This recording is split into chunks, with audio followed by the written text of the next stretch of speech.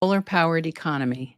I'm Ann Fisher, Senior Editor of PV Magazine USA, and I'm joined here by my colleague, Editor Ryan Kennedy. We're moderating this live broadcast virtual conference in which we'll bring together some of the leading experts in the solar industry to discuss the most pressing issues in solar and storage in the U.S. Today is day 2 of this 3-day event, and today's theme is Home Energy Evolution.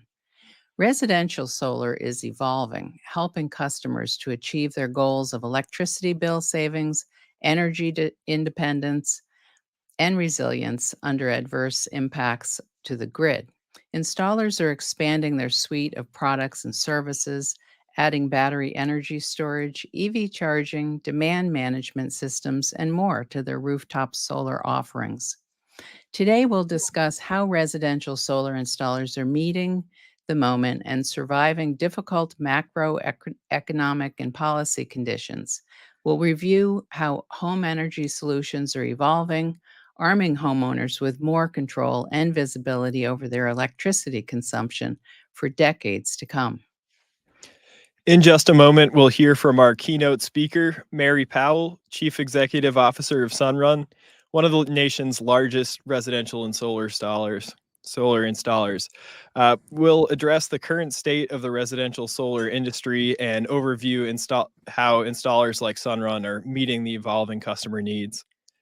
After that, we'll be joined by Jeff Cramer of the Coalition for Community Solar Access to highlight the rapidly growing sector of community solar. Then we'll have our main panel discussion, and this will include experts from the NC Clean Technology Center, EnergySage, Briggs and Stratton, and Sunnova Energy, extending our discussion on the evolution of solar, energy storage, and more at the distributed scale. And we'll speak with Bernadette Del Chiaro, Executive Director of the California Solar and Storage Association, to examine California's distributed solar market, which has been radically altered by regulatory changes, leading to experts to voice doubts about the state's ability to reach clean energy procurement goals. Before we hear from Mary Powell, I want to thank Platinum partners Longy and Trina Solar, as well as our gold partners Aurora, Soltec, and Stobley. Thank you to our viewers for joining us today. You can check the agenda in the handout section, and you can send your questions in the Q&A section. Also, each day of the event, we'll draw a prize after the panel discussion for one of our viewers to receive a 1-year digital subscription for PV Magazine. Now, to introduce our keynote, Mary Powell has served as Sunrun's Chief Executive Officer since August 2021 and as a member of its board since 2018. From 2008 to 2019, she served as the President and Chief Executive Officer of Green Mountain Power Corporation, or GMP, an electric services company that serves 75% of the state of Vermont's residential and business customers. At GMP, she successfully executed strategies to drive increased customer satisfaction and growth, delivered on an ambitious energy vision to provide low-carbon, low-cost, and highly reliable power to Vermonters, and position the company as a leading energy transformation business. She's nationally recognized for her work disrupting the energy sector and has received numerous industry awards, including being named Utility Dive's 2019 Executive of the Year and one of Fast Company's 100 Most Creative People in Business in 2016. Welcome, Mary. Thank you. It's wonderful to be with you today. And I look forward to the conversation. And I love the topic because everything that my work in energy has been about is about accelerating the customer-led revolution to a very different future for Americans. So Ryan, it's really wonderful to be with you today and to talk about this topic. Yeah, thanks so much for joining us today, Mary. As a former Sunrun employee myself, it's really exciting to get a chance to speak with you. And residential solar is definitely near and dear to my heart. So I really appreciate your time today. To kick it off here, residential solar installations are evolving to include battery energy storage, EV charging, and more. What are customers demanding from their residential solar installers in 2024? Well, so backing up a little bit, Ryan, as you know, I've been in the business of energy transformation for a long time, right? And, it's as much about meeting the needs of what consumers want, as well as really painting that future vision for the kind of life they can have in an environment where rates are continuing to escalate, utility rates are continuing to escalate, climatic events are dramatically on the rise, and really what we're providing consumers is the ability to have a sense of security, safety, comfort, and stability in their own home. And so one of the things I'm so excited about is we really reoriented Sunrun. And thank you so much for your years at Sunrun, by the way. We really appreciate that. But we've really reoriented Sunrun starting in 2023 to be a storage first company and to be bringing to customers a even more comprehensive solution for their lives and for their homes. And so we really started talking about ourselves as a clean energy lifestyle company because we're about being there for customers to greet them wherever they are on the clean energy journey and provide them solutions. So we're providing storage in, over 50% of the cases now nationally. We used to be a company that provided it, maybe 12 to 15% of the time. And now we're installing at a rate of about 56% of the time. California, thank goodness, is about 85%, 100% in the IOU areas of California.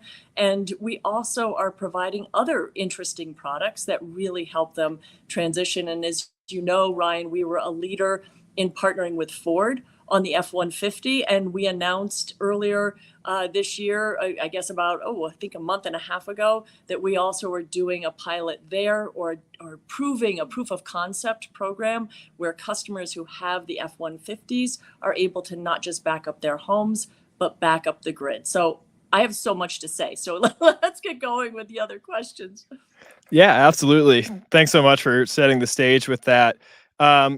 One of the things that's challenging customers at home is the resilience of the grid. We've seen more and more extreme weather events. It's been a pretty brutal hurricane season, and the grid's going down more and more. How can residential solar and energy storage step in to support homeowners during these times? It's essential to support homeowners. And in fact, Ryan, how I got into the business of distributed technologies was as a utility executive. So way back when I first joined the utility, I was an executive there for 18 years, 12 of which I was CEO. But really, even before I became CEO, when I was the chief operating officer, it became so obvious to me that Grandpa's grid is not built for the future of energy and not built to supply what consumers increasingly need, which is as close to perfect power as you could imagine.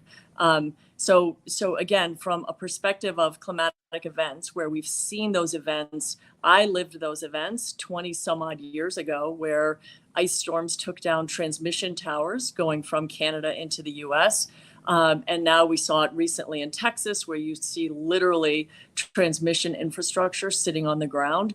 And all of those things were what really inspired me so many years ago to embrace, not just as a utility executive, we embraced by paying customers to go solar, but not just solar, but we were the first to embrace storage and to get storage on the grid, personal storage on the grid way back in 2015, and create a virtual power plant. So it's a long segue to the answer to your question, which is, fundamentally, there is not a grid solution.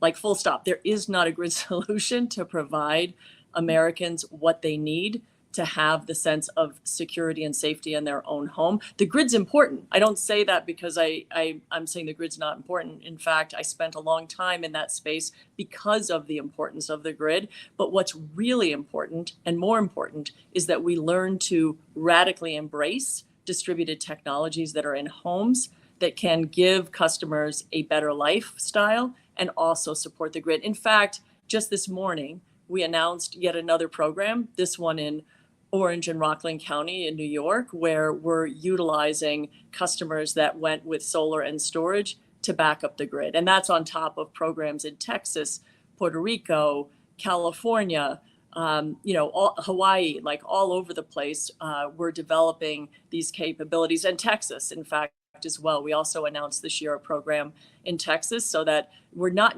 just supporting customers, we're helping support the entire grid with those customers and future-proofing the customers and giving those customers an opportunity not just to have a more safe and secure lifestyle and power their lives with clean energy, but in fact to open up opportunities for them to get compensated in future years from the grids, accessing the distributed storage and solar that they have. Yeah, it's really exciting to see virtual power plants roll out in more and more markets, and I'm really excited to see how that continues to evolve. So looking at the industry broadly, residential solar, it did not have a banner year for growth in 2024. What were some of the factors that led to this slowdown in growth, and do you see these factors starting to change? I mean, nothing has fundamentally changed about my view on this since 2007, and I would say that the statistics have proven out, which is that over the long haul, year over year, you're going to continue to see steady, consistent growth, because again, there is not another solution. There is not a grid solution. There's not another solution that can provide customers, particularly now that we are pairing storage with solar, that can provide the kind of experience. So what we leveraged the last couple of years to really focus in on launching storage, as I said. So we made 2023 the year of storage. And then we also really focused in on working on ensuring that we were hitting all of our goals from a cash generation perspective and really teeing the company up to be even stronger as we emerge through a couple of years of policy changes and interest rates rising rapidly. And we're now, I mean, as you know, Ryan, we hit 1 million customers in August. We've hit, our storage goals that we set out. So we're feeling really good as we go into 2025. Great. Well, congratulations on the million customers. That's a great milestone. Yeah, it really is. It's crazy, actually. Like, the team loves the fact when we drive around the country, just to think of, 1 in 5 installations are Sunruns. And now we're at the point where on personal storage, Sunrun's installing about, close to 50% of all of the storage going in, personal storage in the United States. So it's really powerful, and we're really excited about what we see as the acceleration of a consumer-led revolution. Great. And you mentioned regulatory changes as one of the potential challenges or something to evolve your offerings around. We've seen electric utilities in some regions regularly support and pass anti-rooftop solar policies, especially in California. Do you believe that utilities see rooftop solar as a threat to their business model? And is there currently a level playing field for solar to operate in a utility territory? I mean, so back to regulatory changes, a lot of good things have come out of regulators. I would say for the most part, all of the virtual power plant projects have in many ways been, inspired by the regulators. So I think there's a lot of good things that we're seeing in the regulatory environment. To your point though, Ryan, again, I was a utility executive. I was at all of the utility meetings. I was, seen as an outlier. I would say an unfriendly outlier when I was doing the work that I was doing, radically embracing solar plus storage.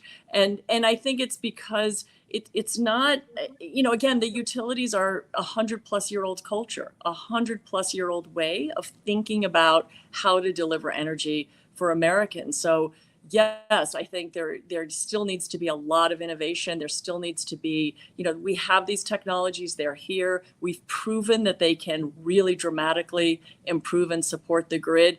At Green Mountain, we demonstrated that they could lower the cost of the grid. And in fact, I'm excited that this summer we had a program. We had 16,000 customers in California enrolled in a program that were supporting PG&E's grid over the summer. So you're going to see it increase. Change is slow when you're talking about entrenched businesses with an entrenched mindset of how to best deliver, services to Americans. But it is very, very clear in my mind, going back so many years ago, that this was ultimately going to be a consumer-led revolution. And as consumers demand things, it's amazing how entrenched industries and regulatory and political climates change even faster to support that once they see that there's no stopping that. And in fact, that's what we saw a lot of in California, was customers were very vocal and have really had a tremendous impact on how policy has evolved over the last year. Great, thank you. And looking ahead a little bit to 2025, what does the industry need to do to continue to evolve and to sustain this growth going forward?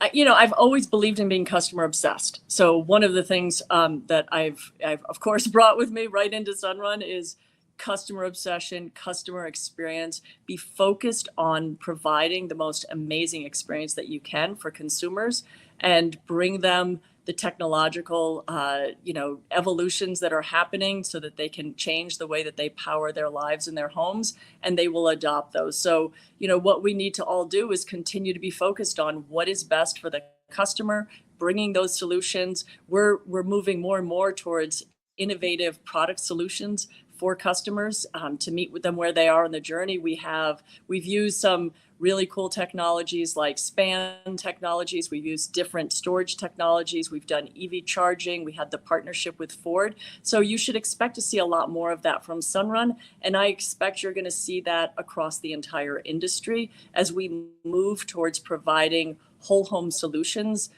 for customers and providing them an amazing experience. One of the things I love, we just reviewed, looking at the different stats on NPS and our Google reviews, and all of those things are really showing that our obsession with customers, which is the most important thing. That's how we drove all the change we did at Green Mountain. I mean, that was really fundamentally what inspired our embracing solar and storage, was the fact that we were customer obsessed and we wanted to do what was best for customers.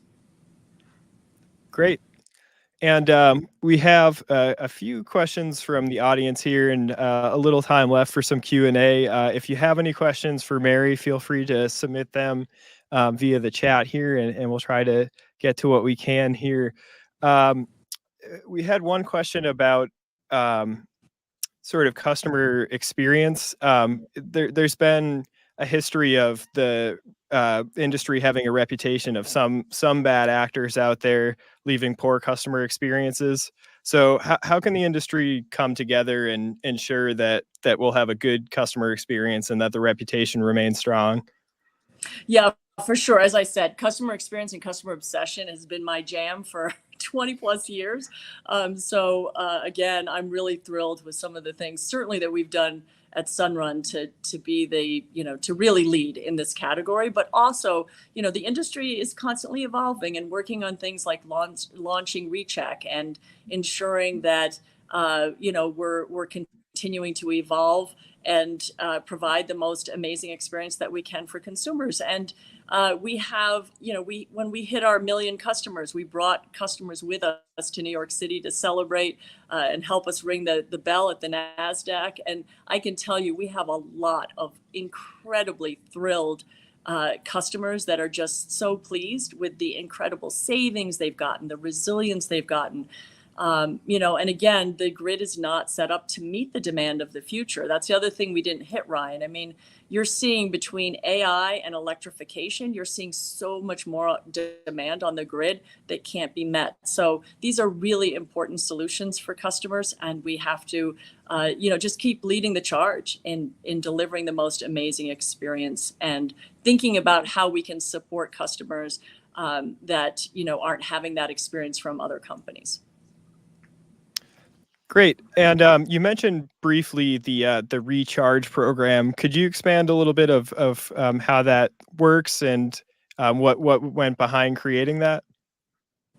Well, the program is really about setting up, standards around folks in the business that are selling solar. I'm actually not the expert on it. We had our team working closely. I know you have some other folks speaking at the event today that might be able to talk in real specific detail about the program, but it's definitely one of many things happening to make sure that we're providing the best experience possible for customers as an industry.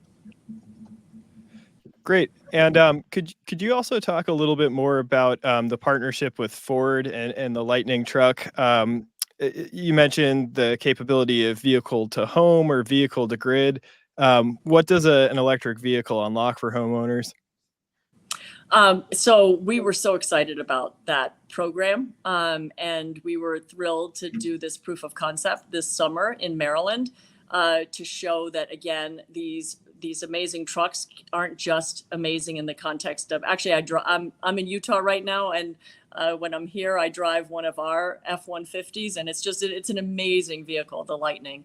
The performance of it is just incredible. But then the cool thing is you can also back up your home, and with enlightened utilities, you can also back up the grid. And that's what this proof of concept is showing in Maryland, that these trucks, again, can be utilized to back up the grid. And so we're really excited about that. Weather outages are up, I think, as you know, 80% over the last decade plus. So again, you're seeing more and more Americans want to be able to meet their needs, and you're going to increasingly see the utilities across the country have challenges in meeting the needs of consumers and the AI demand. And so having resources, in homes like personal storage and solar, and then also having these programs where you can tap into the storage in a vehicle are just incredibly powerful. And they get me really excited about the future of energy and the future of the grid.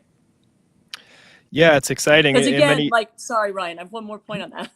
The cool thing is when you think about that, those are assets that the consumer paid for anyway, that then can be used to support the grid.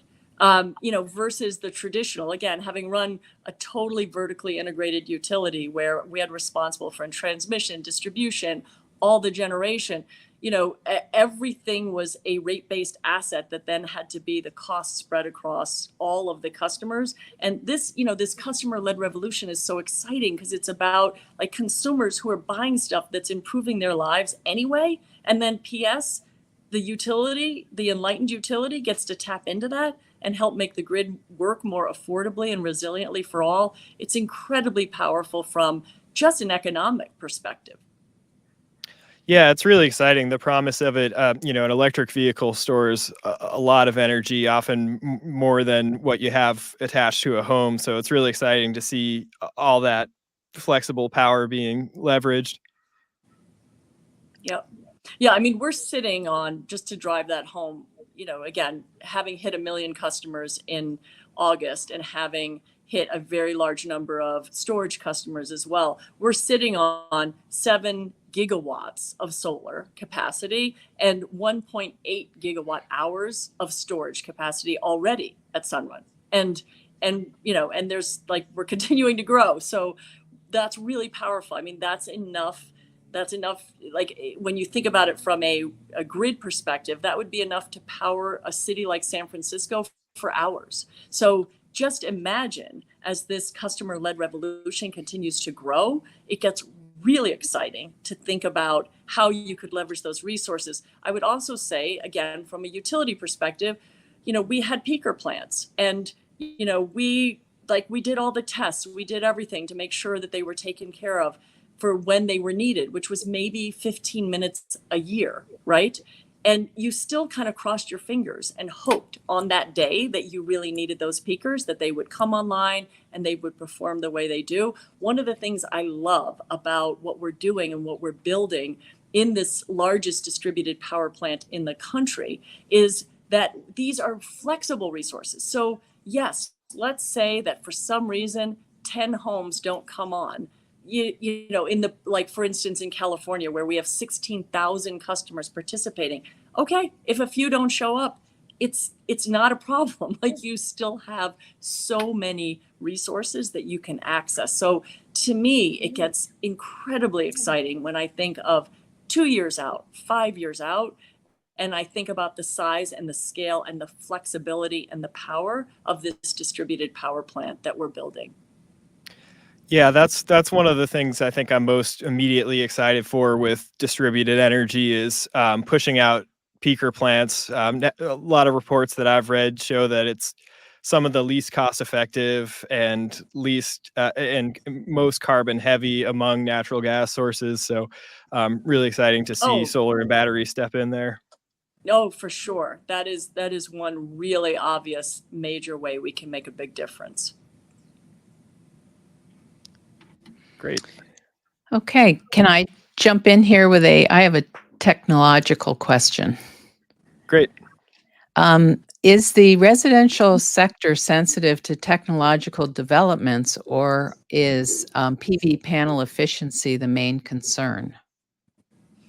I'm not sure I actually follow the question in the sense of, so it's, I mean, I think what we've seen is we've certainly seen continued evolution in the context of the capabilities of panels, and I would say the cost effectiveness. I mean, one of the things I'm pleased about this year is, you know, once we got through the COVID related challenges, supply chain challenges, you know, storage costs have declined. And we've seen some improvements on solar. And I think we're going to continue to see technological improvements and advancements. So if that's what the question's getting at, yes, I think we're going to continue to see technological advancements. But one of the things I love about what we're doing at Sunrun is we're positioning ourselves to be that beloved, trusted partner of customers across America, to bring them whatever that next click is, advancement in technologies that are distributed, flexible, and independent. I mean, Americans want independence like that. You know, solar is one of the things that polls so positively across all party lines because it appeals to Americans for a whole host of different reasons. Energy effectiveness, you know, stability of pricing, energy independence, the ability to take care of your own, to supply your own. We have many stories too where customers are then able to support other people in their communities and their neighborhoods when there's outages. So yes, we're going to see technological advancements, and you know, we're also just going to continue to see that consumer adoption. Great. And another question from the audience here. With the rise of microgrids and EV charging combinations, do you see a time where traditional grid use loads will actually go down? Okay, wait. Repeat that one again. With the rise of things like VPPs, microgrids, and distributed energy, do you see a time where traditional like utility scale grid use loads will go down, like demand for utility scale power? I mean, that's falls? that one's tough to say. I believe that again, between what we're seeing, and again, you know, we all read the news about what's happening with demand on the grid. You know, between AI demand and the electrification of society, I've always seen that it's going to be an all of the above. Like we need utilities. We need utilities to be building, you know, the large scale renewables that they're doing. We're going to need, you know, we're going to need we're going to need everything, because I don't see that it ultimately decreases, that it's going to ultimately make the demand for the grid go down. In fact, you know, one of the things that I get so excited about is it really puts Sunrun in the position to be helpful to utilities, because we can turn the home and the vehicle into smart controllable load for the utility. So my hope is that we get to greater economic efficiency of the grid, but I don't necessarily see, oh my goodness, like the demand for the grid is going to go down in the future. I think the demand is for the grid to transform and leverage all of these different resources to make it way more cost effective. That's what we need to have happen as we ramp up renewables and move in deeper into a clean energy economy. Great. Okay. Sorry, there's a question here about AI development. Do you see any additional challenges with AI development apart from the grid impact? Any opportunities? I mean, at Sunrun, we really leaned into AI. We brought in one of the top players in the country to join Sunrun, and we're leveraging it dramatically to think about everything we do and doing everything we do in the most sophisticated way to provide an amazing customer experience, to leverage technologies in the most effective way, and then just to do some down home stuff like make sure we're operating in an uber cost effective way for the customers that we serve. So but yeah, again, AI is creating a lot of demand from a grid perspective, and I think just drives home, again, as I've said, the need and the importance of leveraging all of these assets that we have at the home and transportation level. Thanks. And another question from the audience. How has California's NEM 3.0 affected the residential solar industry? And with other states looking to potentially follow suit, how does this impact the industry? And then maybe a follow-on question would be the avoided cost that's used to calculate the rate that's paid. Do you believe that that's a fair rate for customers? Well, so first of all, from a visionary perspective, I've always believed that solar paired with storage is the most amazing solution for consumers and for the grid. So in the transition in California, our position, Sunrun's position was we get the need to transition to storage, and the challenge was why do it in the sort of abrupt fashion that I think wasn't as thoughtful as it could be. So I think it was not as thoughtful as it could have been, but directionally, we really embrace storage, have embraced storage for years. And so I think you're going to continue to see that because it is really an amazing solution for customers for all sorts of reasons, even for customers that are living in parts of the country that have really good reliability. What you're also finding is utilities and regulators continually complexify, frankly, rate structures. And in many ways that can make life more difficult for consumers. And so one of the cool things about storage is we can also utilize it to really leverage rate structures and maximize them for consumers wherever they are to make sure that, again, we're getting as close to perfect power for customers and from a cost perspective as well. So, back to the end of the question, I've long felt that the utility industry the challenge is back to culture, right? It's just 100-year culture of how to look at analysis. And one of the things that has been very frustrating to me is, and actually going back to California, is it was all based on a look back study. And everything that I've done that was important and powerful for customers and for society was about looking forward, not looking back. And so so much of where I think there's been a challenge has been in that very traditional, we're going to look back and study what has happened over 10 years instead of looking forward and saying, these are the trends we're seeing, these are the things, and these are the kinds of innovations and changes that if we make, we can make the grid more effective for everyone. And that's what I still see is missing.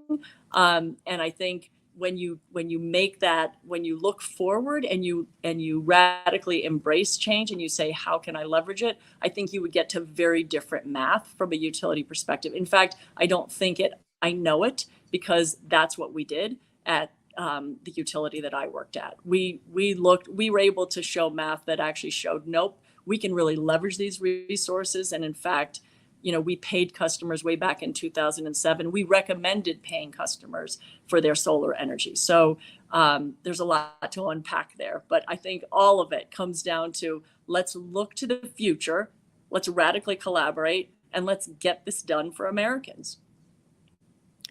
Excellent. Well, Mary, that's all we have for time. Thanks so much for sharing your perspective today. And we're all excited to look forward to the future as residential solar is on more and more roofs across the country. So thanks again for joining us today. Oh, so wonderful to be with you, Ryan. Thanks so much. Thank you. Yes, thank you for joining us. And next up, we turn our attention to Mark Dyson of the Rocky Mountain Institute, or RMI, to discuss virtual power plants, or VPPs. A VPP is a virtual aggregation of small-scale distributed energy resources, including PV, energy storage, electric vehicle chargers, and demand response devices such as water heaters, thermostats, appliances, and more. Mark will review the context and trends driving the need for VPPs. He'll show the demonstrated value in recent years and opportunities to scale them to support affordable, reliable, and clean electricity. Mark Dyson, now managing director at RMI, has held research roles with the National Renewable Energy Lab, NREL, and Lawrence Berkeley National Lab. He's also managed resource planning and risk analytics for major utility clients across the U.S. with Ascend Analytics. Welcome, Mark. And thank you so much for having me. Looking forward to the conversation today. I couldn't agree more with what we just heard from Mary at Sunrun. And I'd like to just continue the argument for why now is the moment to scale virtual power plants to meet the pressing needs that we have in this country. For those of you who aren't familiar with RMI, we're a global nonprofit organization. We work in 62 countries. We're about 700 people. We work in every sector of the energy economy and on things like finance and breakthrough technology. And we drive energy transition. That is the mission of the organization, to accelerate a clean energy future. In the VPP space, we stood up what we call the Virtual Power Plant Partnership, or VP3, last year. We're up to 20 members. There's a new member, Spark Fund, who's not listed on this page because they just joined last week.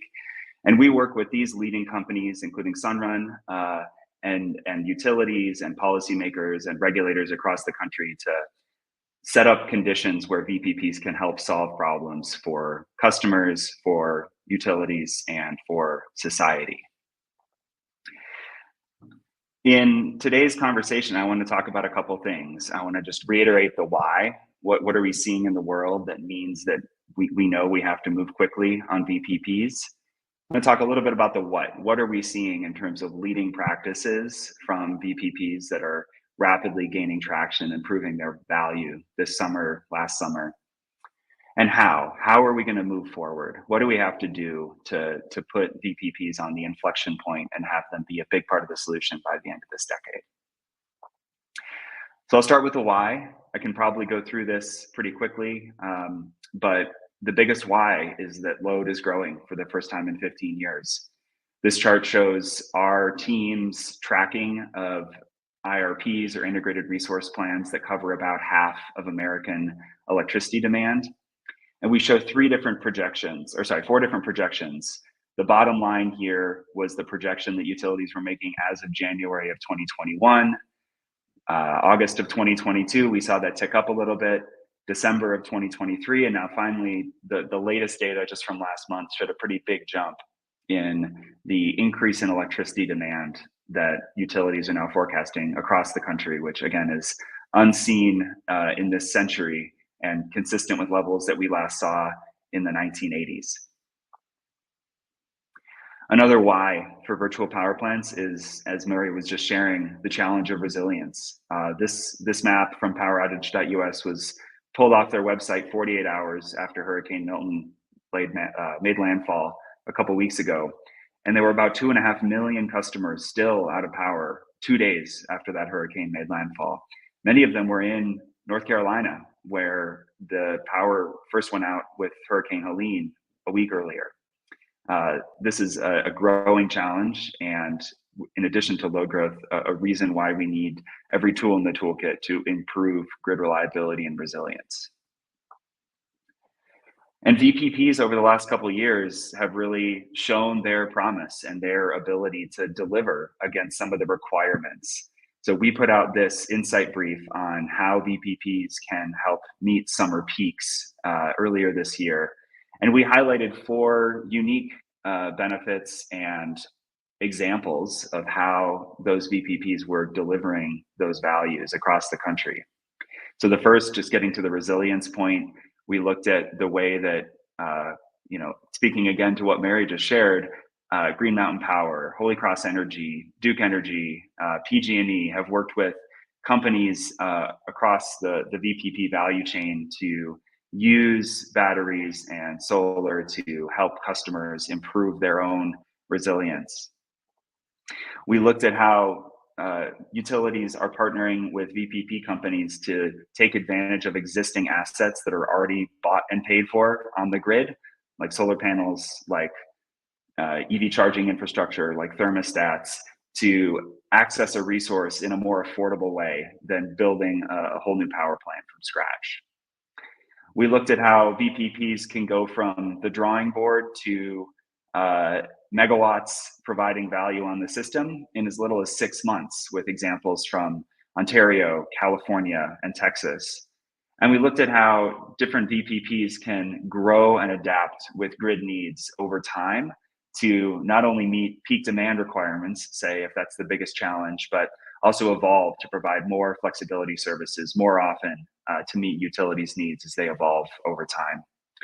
So we've seen, again, VPPs really show, not tell, some of the value propositions that we in this industry have been looking at and modeling for many years and are now on display across the country. In another publication that we put out earlier this year called the VPP Flipbook, we looked at more than 15 programs across the country out of over 500 that exist in the United States today. These 15 programs represent 1.5 gigawatts of capacity, almost 4 million customers, and multiple benefits and use cases. And this publication is really important because it breaks down the features, if you will, of different programs and how utilities can pick and choose the best practices that are emerging across this map and really prioritize what their service territory needs, what their customers need in light of the challenges that they are facing in their utility. I'm pleased to say that the VPP space is gaining allies across the country. Last week, I had the pleasure of representing our VPP partnership at the White House to launch the VPP Accelerator for federal buildings, seeking to unlock the amazing latent capacity of virtual power plants across 3 billion square feet of real estate that the federal government controls, occupies, or owns. And I was really pleased to see this op-ed by two former FERC chairmen, John Wellinghoff and Neil Chatterjee, show up in Utility Dive a few weeks ago, making a strong case that VPPs are a bipartisan solution to a shared set of challenges that we have as we think about the grid. As we zoom out and look at the challenge of load growth in this country, as Mary was referring to, and as we at RMI spend a lot of our time working on, we've run the numbers on my team, and we think there's about 75 gigawatts of new on-peak demand coming in this country by the end of this decade. On top of that, we think we're going to retire maybe about 100, 120 gigawatts of uneconomic, polluting coal and gas-fired power plants that no longer make sense to continue operating, which means that total, we have about almost a 200 gigawatt gap to fill by the end of this decade to meet the reliability imperative that we have, and not a lot of time to do it. And so we looked at 4 clean energy solutions that we could get built this decade to make progress against that gap. And the point I want to make on this chart, without explaining each and every one of these, you can find this on our website, is that virtual power plants make up by far the biggest share of that, with over 60 gigawatts of on-peak potential that we could unlock by the end of this decade and make a huge dent, helping to cover at least 80% of that gap of that load growth need with clean energy. So there's a lot of potential, and it's also not clear that utilities are yet planning to fully capture the potential of virtual power plants in the way that they're mapping out the evolution of their system, that they're making investment plans. And reflecting on the state of the industry in 2024, I'm reminded of the year that I joined the electricity team at RMI, which was 2008. In 2008, wind and solar generation were becoming a thing. They were just starting to gain traction, but they were still only 1.5% of total US electricity generation. And some leading utilities, including an example here that I'll talk through in a second, like Xcel Energy, who had already achieved 10% wind and solar energy generation by that year, we're starting to talk about how they might exceed that, how they might move beyond 10%. And without getting into the details of this chart and the slides, which were presented to me in 2008 by the Excel energy planning team in their balancing area control room in Denver, Colorado, 0 to 10% of annual energy coming from wind and solar, achievable. 10 to 20, difficult. 20% plus, unknown. And then the slide on the right hand of this chart, or the chart on the right hand of this slide, shows Excel's characterization of what they called the Bermuda Triangle of wind integration that would challenge their system from a reliability and economics perspective at anything above 20% wind and solar penetration. So again, this reminds me of where we're at with the VPP industry, where we see some early examples, we see some good traction, and yet we do not yet see the mass adoption and planning for VPPs to be a big part of the toolkit that we know is possible. So how did it go for renewables, right? If we look back 16 years, we see that the Bermuda Triangle that utilities were pointing to in 2008 was an entirely solvable problem, right? So the chart shows Excel's journey as just one example from 10% wind energy in 2008, a forecast of getting to 20% by 2020, actually hitting almost 40% in 2020, and now planning for 80% of their energy coming from wind and solar by 2030. And this didn't just happen by itself, right? The industry worked hard to drive down costs, to forecast renewables better, to align utility business models with scaled adoption of renewable energy, and to pass supportive policy at the federal level, at the state level, at the local level to enable renewable energy development. Each of these items has a parallel with where we are for VPPs in 2024. We are already seeing opportunities to drive down, in particular, the soft costs of VPP deployment. We're already seeing an ability to better integrate and forecast the ability of VPPs to help meet peak demand and plug that right into the control room. We're already seeing leading utilities integrate VPPs into their business models to keep shareholders whole in many cases while still providing that least cost resource. And we're already seeing progress on supportive policy at every level to scale VPPs. And so my last slide here that I want to leave you with is just a sample of the how, right? How are we going to continue moving forward and scale best practices across VPP programs to make them go from interesting to inevitable and obvious by the end of this decade? And without walking through the details of this slide and the specific policy and program recommendations you can find on our website, we know that we need to both improve the way that we design programs at the utility level, and we also know that we need to rethink how utilities are operating their planning teams, their customer engagement teams to better bring those customer-sided resources into the planning problem and fully tap their benefits. Happy to take any questions. Thank you so much. Thank you, Mark. Looks like we have time for one, maybe two quick questions here. First question is, what states have policies that promote virtual power plants, and that which states sort of serve as a good template for others to follow? Yeah, I could go on for a long time here. I mean, we see examples of what good looks like across the country with, for example, what California has done with the DSGS program, what Texas has done with their ADER pilot, which is now scaling and increasing its potential.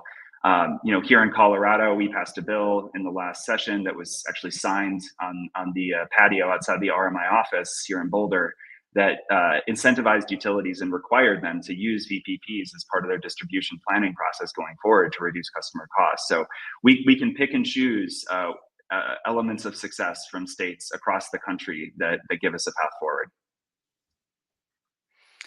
Okay, that's great. And you did mention a few utilities that have been most amenable to setting up VPPs. So I'm wondering if we look at those who have not been, how do we convince them that that VPPs are in the utility's best interest?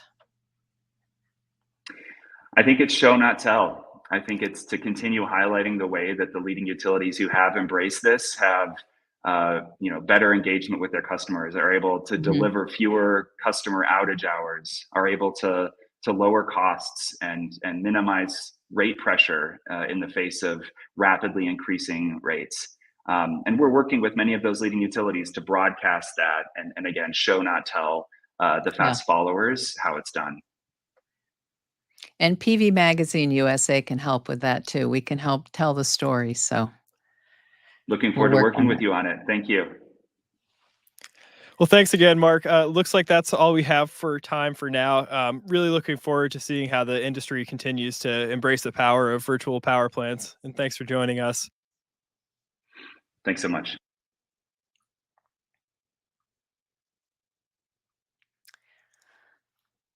So next we'll be joined by Jeff Cramer, President and Chief Executive Officer of the Coalition for Community Solar Access. And CCSA is a national coalition of over 125 businesses and nonprofits working to expand customer choice and access to solar for all American households and businesses through community solar. Prior to CCSA, Jeff co-founded and led as a partner at 38 North Solutions, a Washington, D.C. public affairs firm that focused exclusively on federal clean energy and sustainability policies and advocacy. In his role at 38 North, Jeff served as the state policy director for the Energy Storage Association, which merged with American Clean Power in 2021, and advocated on behalf of clients in the solar, wind, industrial recycling, vehicle electrification, and methane waste mitigation on federal legislative and administrative priorities. Welcome, Jeff. Thanks, Ann. Can you hear me? Yes. Great. Happy to be here and excited to talk about another subset of the DER space, following on Mark's discussion of VPPs and Mary's great interview on residential solar. I'm going to talk a little bit about community solar and then maybe zoom a little higher up into DERs. So with that, you can, it looks like I have control of the slides here. Okay. Well, I'm going to start just taking a step back to talk about what community solar is and how we got here. So, we've already heard, and I'm sure this audience is well aware of the issues that our current electric grid or past electric grid, or as Mary called it, I like that, the grandpa's grid, is decades old, overly centralized. Even today, despite vast increases in penetration of renewables, distributed solar, both resi and community solar, it remains overly centralized. And it continues to lock out about 2/3 of Americans, because they may not own their house or they may not be in a position to put solar on their property. So that presents them with an opportunity if they're seeking to participate in the clean energy transition, or given the state of rising rates and electricity in utility districts across the country, finding ways to stabilize those prices, their options are community solar. So with community solar, I can, offer a little bit of a background for those that aren't familiar. To start, these are projects that are located on the distribution system. They're typically 1 to 5 megawatts. That represents about 200 to 1,000 homes and take up about 5 to 25 acres of land. So this is, for your average farmer, we like to say, placed on the back 40 of their family farm. So it's a way for farmers to subsidize their income to ensure that they can keep their family farms. So it offers customers the ability to participate, but also rural landowners additional revenue streams to support rural businesses.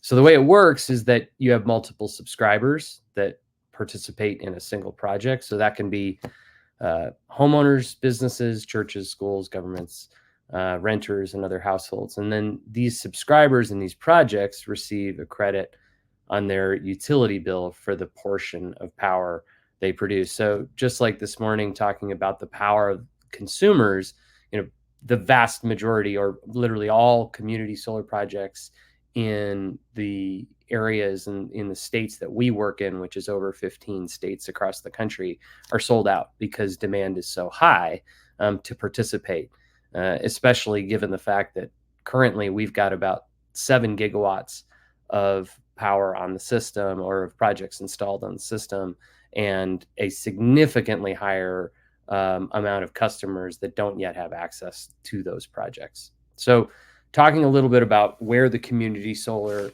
industry is to date, we have about a little over 7 gigawatts installed right now, but there's also about 7.3 gigawatts of new community solar capacity that is projected to come online in the next 5 years across markets, which I'll talk about a little bit later in this presentation. So by 2029, we've got about over 14 gigawatts of installed capacity projected to come online. That does not include new potential markets that are considering creating programs, because for community solar to be created in a state, it either requires, if you're in a muni or a co-op, a utility to work with a provider, or for the vast majority of customers in investor-owned utility territories, it requires a bill to be passed that offers access to the electricity bill, access to the grid through interconnection, and then the standing up of a program for customers to receive the benefits that reflect the value that those projects provide to the system. So currently, there are just over 20 states that have community solar programs. Of that, about 2/3 of those have functioning programs.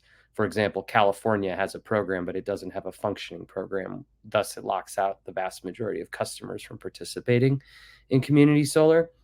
And so we're working in over 10 states currently that have legislation and have been considering legislation. So, the second point talks about opportunities for new states to expand the community solar share in their markets, but that's only within a 5-year window. So if we look out to sort of 10 years, this number could be vastly higher. By 2029, 3.6 gigawatts of community solar will directly benefit low-income subscribers. This is a significant change from the early days of community solar, in that when community solar is really only about a decade old.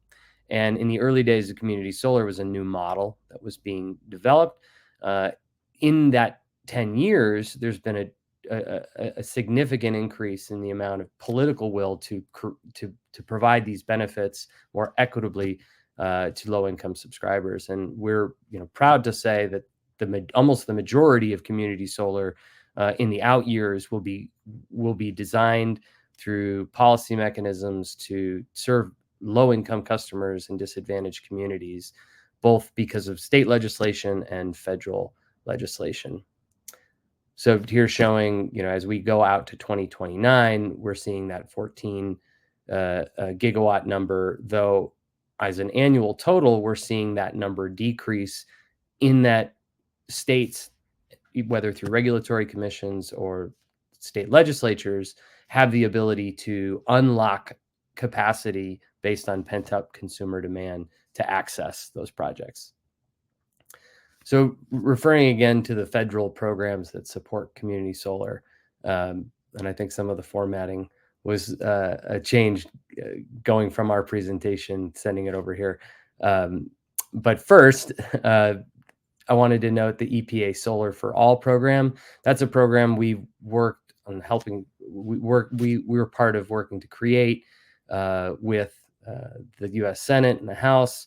That's a program that will enable states to create or expand low-income solar programs to expand adoption for low-income households throughout the country. And the way that'll be done is EPA is currently allocated the $7 billion to over 40 states, either directly to states or through joint nonprofit applications.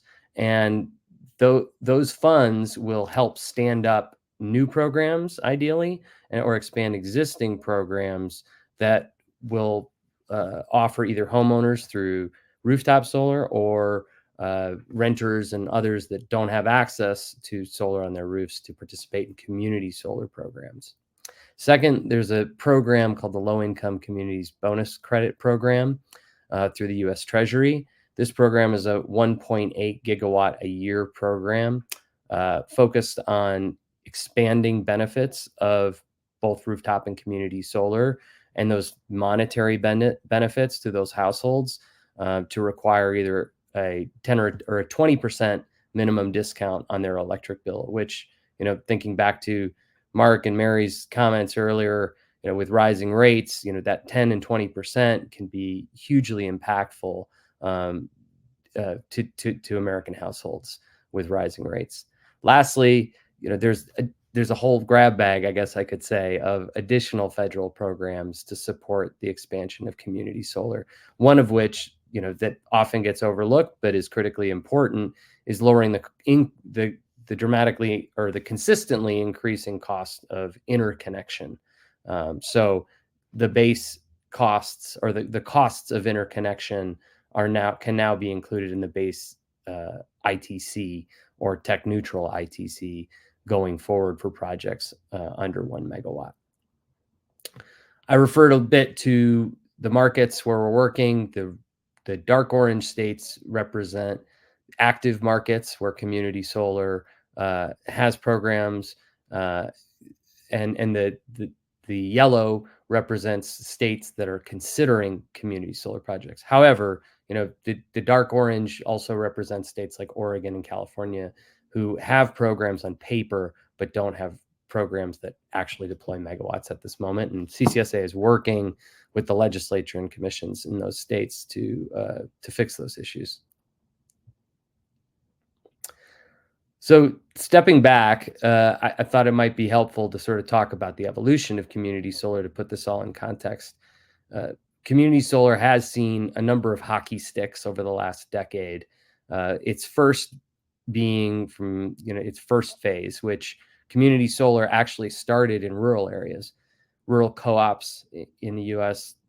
Were looking for ways to both empower those rural landowners with the ability to put solar on their properties, as well as offer their customers that didn't have access to solar on their roofs an ability to participate in co-finance programs. This was back before the subscriber model. But that led to very, very slow growth, as you can see, between 2006 and 2014.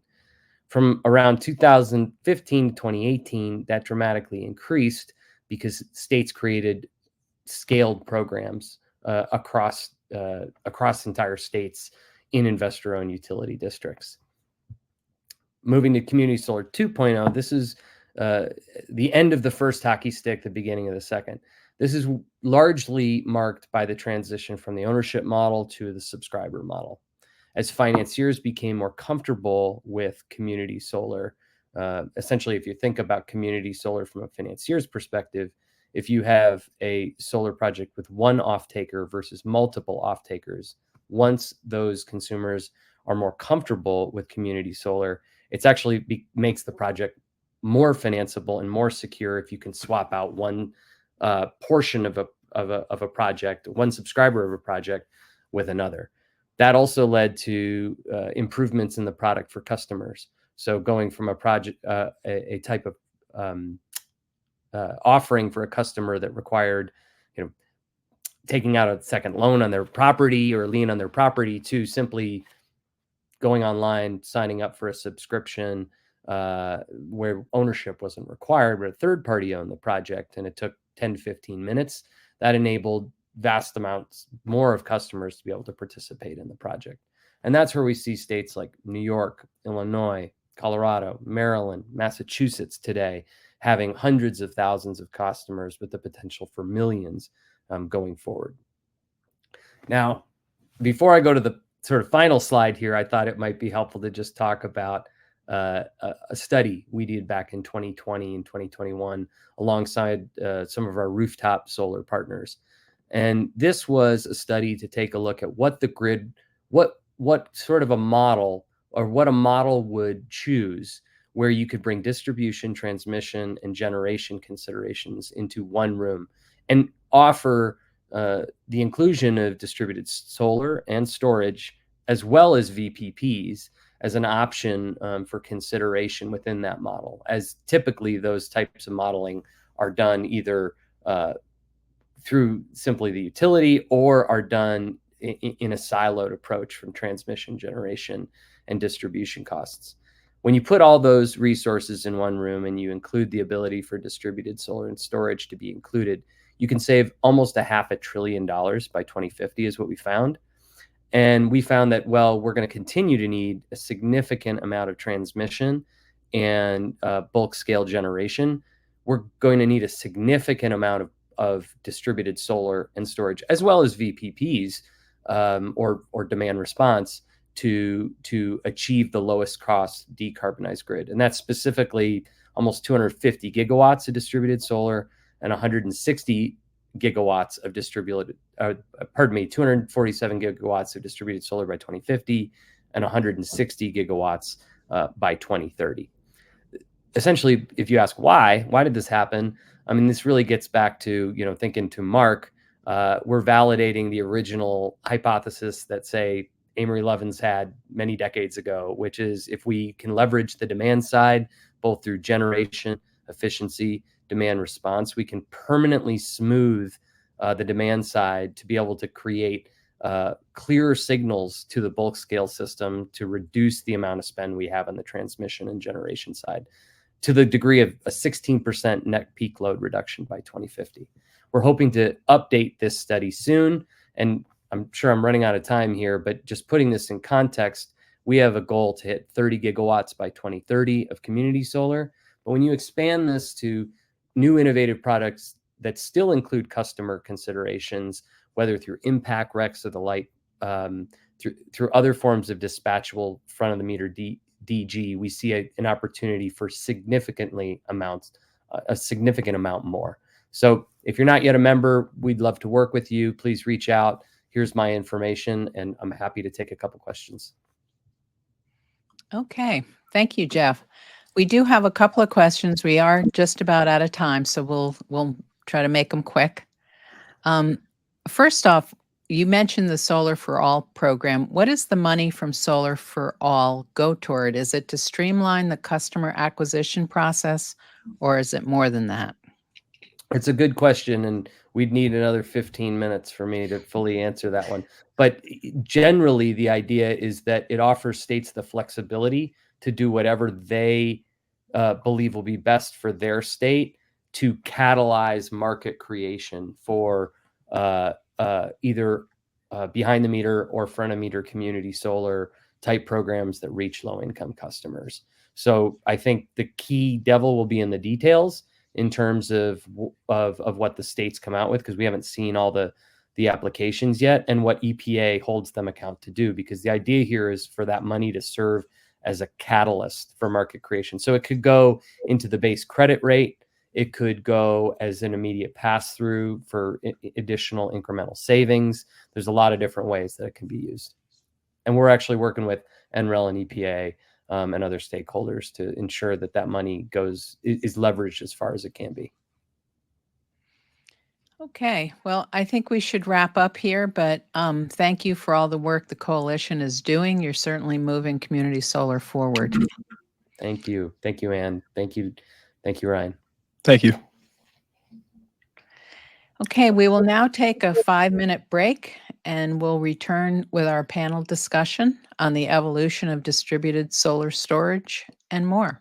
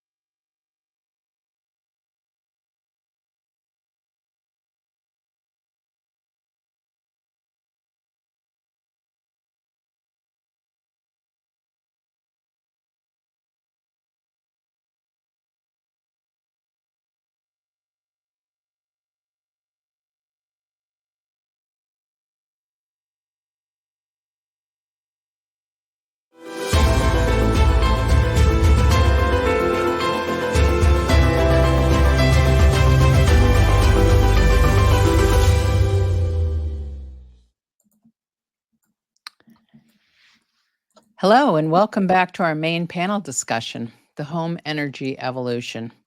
We're joined by policy and incentive database provider NC Clean Energy Technology Center, distributed solar quote marketplace operator EnergySage, home energy storage provider Briggs and Stratton, and residential solar installer Sunnova Energy. Our four panelists will discuss the dynamics of an evolving solar and energy storage marketplace and how installers are changing their offerings to meet customer needs. We'll discuss how solar and energy storage is increasingly being offered as a holistic home energy management system, alongside other features like EV charging, demand response tools, smart thermostats, and more. The panel will highlight national trends in system design, major policy changes to be aware of, and address current macroeconomic conditions. We're pleased to welcome today's panel. We'd like to introduce Sequoya Cross, Vice President of Energy Storage with Briggs & Stratton. Sequoya was the Chief Operating Officer for Simplify Power prior to the acquisition by Briggs & Stratton, where she transitioned to VP of Energy Storage for their energy storage solutions business. She oversaw sales and go-to-market objectives, sales strategies, and product development, along with supporting and growing the renewables distributor network and managing a portfolio of large-scale storage-based projects with development partners. We are also joined by Autumn Proudlove, the Managing Director of Policy and Markets with the NC Clean Energy Technology Center. Autumn leads the center's energy policy team and provides strategic direction on policy and market issues across the center.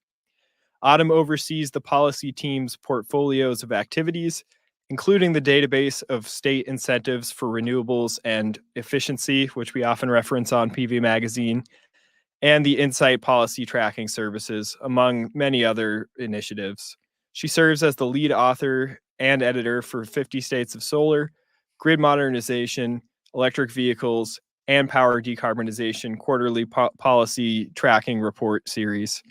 Autumn also leads the team's client-based research and analysis work and is heavily engaged in the center's RSTEP project, addressing and citing permitting issues for utility-scale renewables in the Carolinas.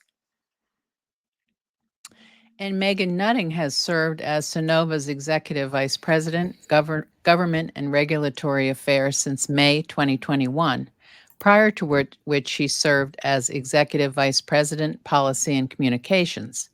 Since 2014, she served as the founder and president of Altitude Strategies Consulting, a consulting agency for both nonprofit companies and nonprofit organizations on energy-related policy issues. She also previously served as the Director of Policy and Electric Markets at Solar City Corporation, a publicly traded provider of solar energy services. And we have Spencer Fields. He's the Director of Insights at EnergySage, where he leads market and consumer intel and research. Spencer has an 11-year background in solar. Welcome. Thank you all for joining us today. We're going to open up the discussion with a little bit of a less than rosy question. I'll direct this one to Meghan here.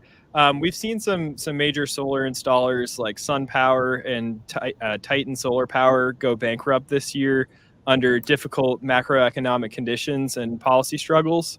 How are installers responding to dampen demand and keeping the lights on through this rotation of the industry? Yeah, that's a fair question. I put up this slide here. This is from CalSA, and I know we're going to hear Bernadette speak shortly, and she might have something similar. But this just shows the market in California and what happened after NEM 3 was implemented. It is always really hard to lose industry colleagues, especially respected companies like Titan and SunPower. This is a tough industry. There's a lot of variables to take into account. There's policy made by legislatures, regulations made by PUCs, permitting by AHJs, interconnection by utilities. We have interest rates and financing options, labor rates, labor availability, solar valuation and payback periods for consumers, customer education and acquisition costs, material costs and availability. This industry is in a get-rich-quick scheme. You need to know how to manage all of those variables I just outlined. But it also underscores how critical policy is to everything this industry does. Even interest rates are policy, tariffs are policy, labor rates, permitting, all of the things I mentioned are related to policy. And it also underscores the importance of state policy, because we've seen these bankruptcies and we've seen how difficult this industry is, even with the IRA being passed, even with an extension of the ITC, even with the ITC adders. And so when I think about the three legs of the stool of what will support this industry, you have finance, you have technology, and you have policy. And when we have state policies that undermine the growth of the industry, then obviously the growth of the industry is going to be challenged, and we're going to see really unfortunate bankruptcies. I know some installers, in order to keep going or doing other things and expanding what they offer, things like HVACs, roofs, energy efficiency measures. The thing is, though, the demand is there. Rates continue to go up, and solar's the only alternative to a monopoly provider, the only option that can keep lights on after storms and on unstable grids like in Puerto Rico. We have some really talented people working on policy in the industry, and we're trying to pave the way for faster and easier installations. And we also have the overwhelming support of consumers who love solar.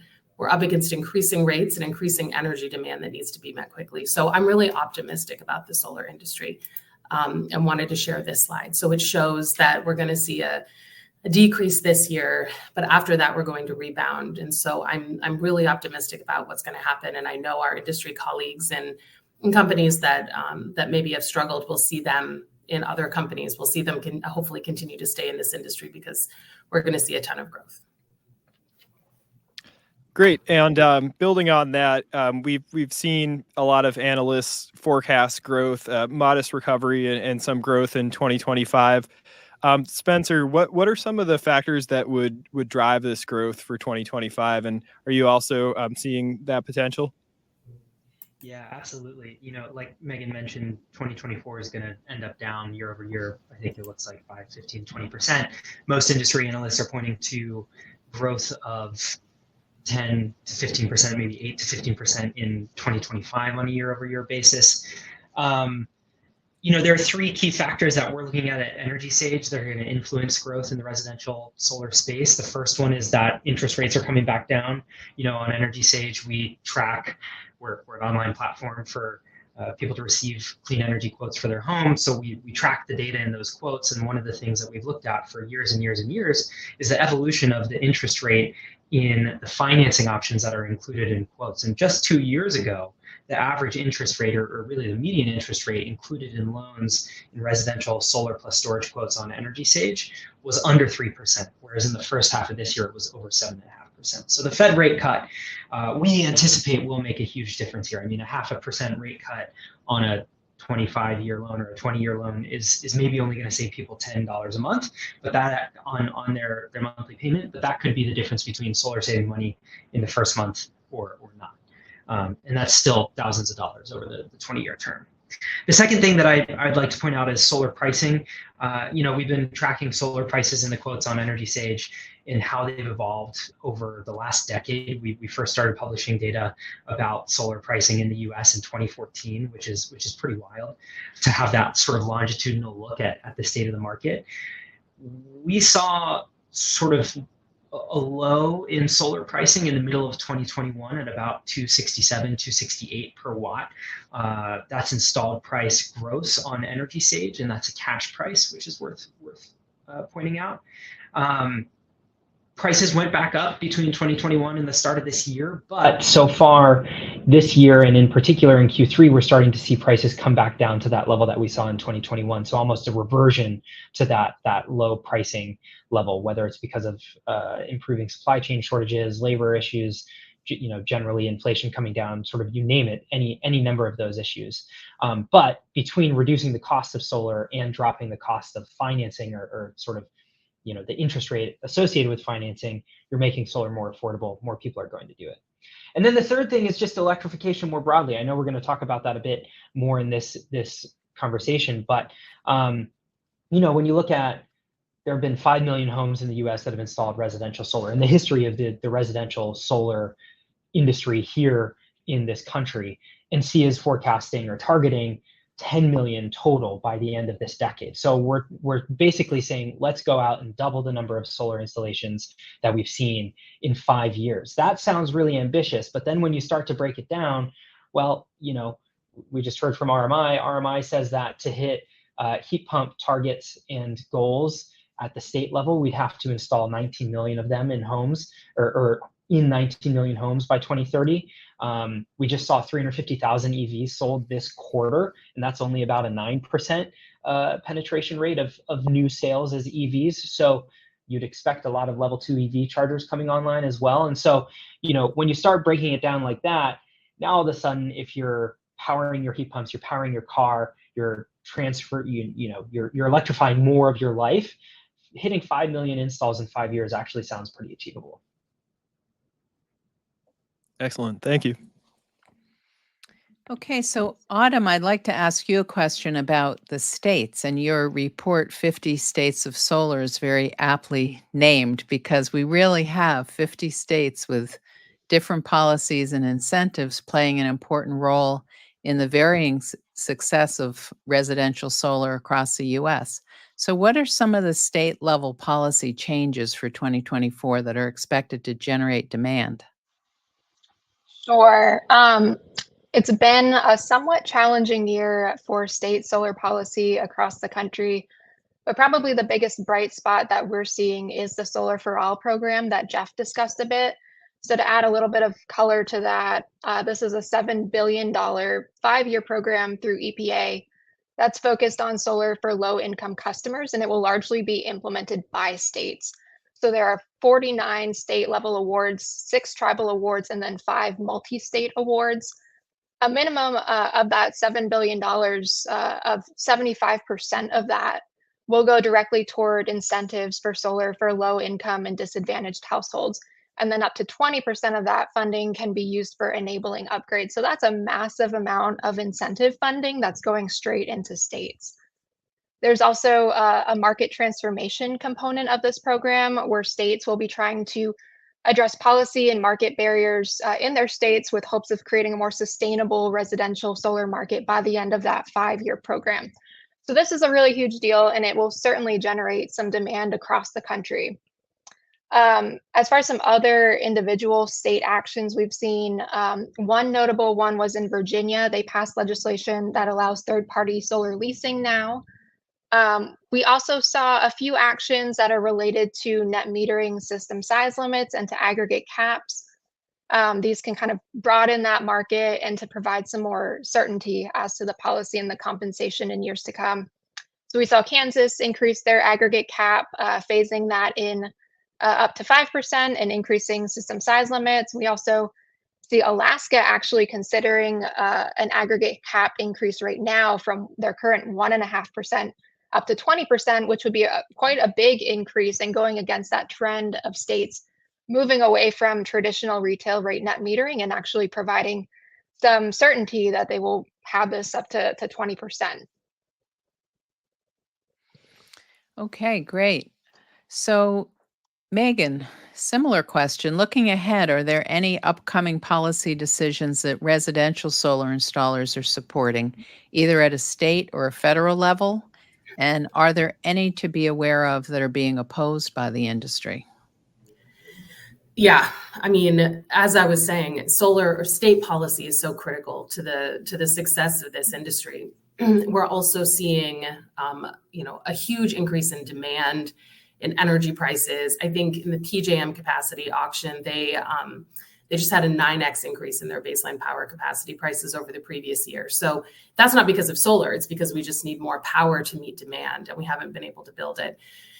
So I think, what policies are we thinking about supporting or opposing? I think the fact that there are policymakers doing everything they can to limit a critical and clean source of power, rooftop solar, it blows my mind every day. And those policymakers are really doing the American people a disservice. One thing I think about a lot is the cost shift. We all hear about that. The cost shift isn't a thing. If you believe in it, then you believe in utility propaganda. Solar isn't all of a sudden completely worthless because it's built and owned privately, and then incredibly valuable if utilities do it and earn a 13% rate of return paid for by ratepayers.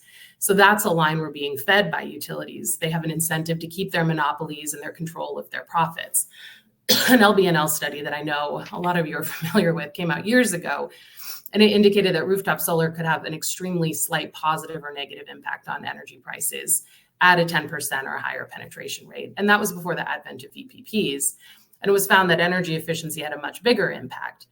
So let me be clear, the only person being hurt by, a retired couple installing solar on their roof is a monopoly utility provider selling less electricity. Their neighbors benefit from cleaner air, less volatility and rate increases due to fuel costs, less reliance on a global cartel who controls the price of fuel, less strain on an overworked grid because energy is being produced locally, less need to make more investments and upgrade to a system that has to move energy long distances if people are serving their own load close to home.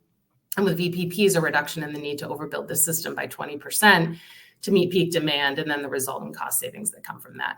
So the equation is pretty simple as we think about what policies we need to be supporting and what we should be looking at. Do we need more energy? Yes. Do we want it to be clean, given that we're facing huge climate change effects? It looks like the Atlantic circulation system is about to collapse. So yes, we want it to be clean. Do we know what energy type is growing the fastest? Yes. Solar's been 67% of new capacity additions this year. Do we know what type of solar we can deploy quickly and at scale? Yes. Residential, distributed solar, community solar. That's been a third of the capacity deployment in the United States. This is not a small, tiny niche source of energy. It was 50% of capacity in California before NEM3. Because we don't rely on transmission build out and long interconnection queues. And so do we know what policies can supersize that growth? Yes. So then why would we pass policies that protect utility companies rather than benefit consumers? So we need faster permitting, VPP programs, storage incentives, fair net metering, community solar, fair consumer protection, more competition in energy markets, allow people to build the solar that they need, don't have restrictive rules on that, fair interconnection timelines and upgrade costs, fair trade rules, domestic manufacturing support. We know the policies that work. Those are all things that we are very much supporting within this industry. And we know how to supersize the industry, and there's no reason not to be doing that. Excellent. Thank you. And part of what is going to make this grid evolution possible is energy storage. I've once heard it likened that solar is like a knife where it does its job really well. It generates power and it cuts in one direction. And energy storage is likened to a Swiss Army knife where it has all these different functions and it can move power in different ways. So for Sequoia, could you talk a little bit about energy storage as an essential part of residential solar? And also, what should someone look for, like a homeowner look for if they're selecting an energy storage provider? Yeah, I think everyone on the panel has really spoken about the benefits from a policy perspective. But as we look at battery storage, the way you describe it as a Swiss Army knife is really a good analogy for its use. Battery storage has grown significantly in the last few years. And I think part of that is due to the fact that cost, to what Spencer was saying, has started to come down for battery storage.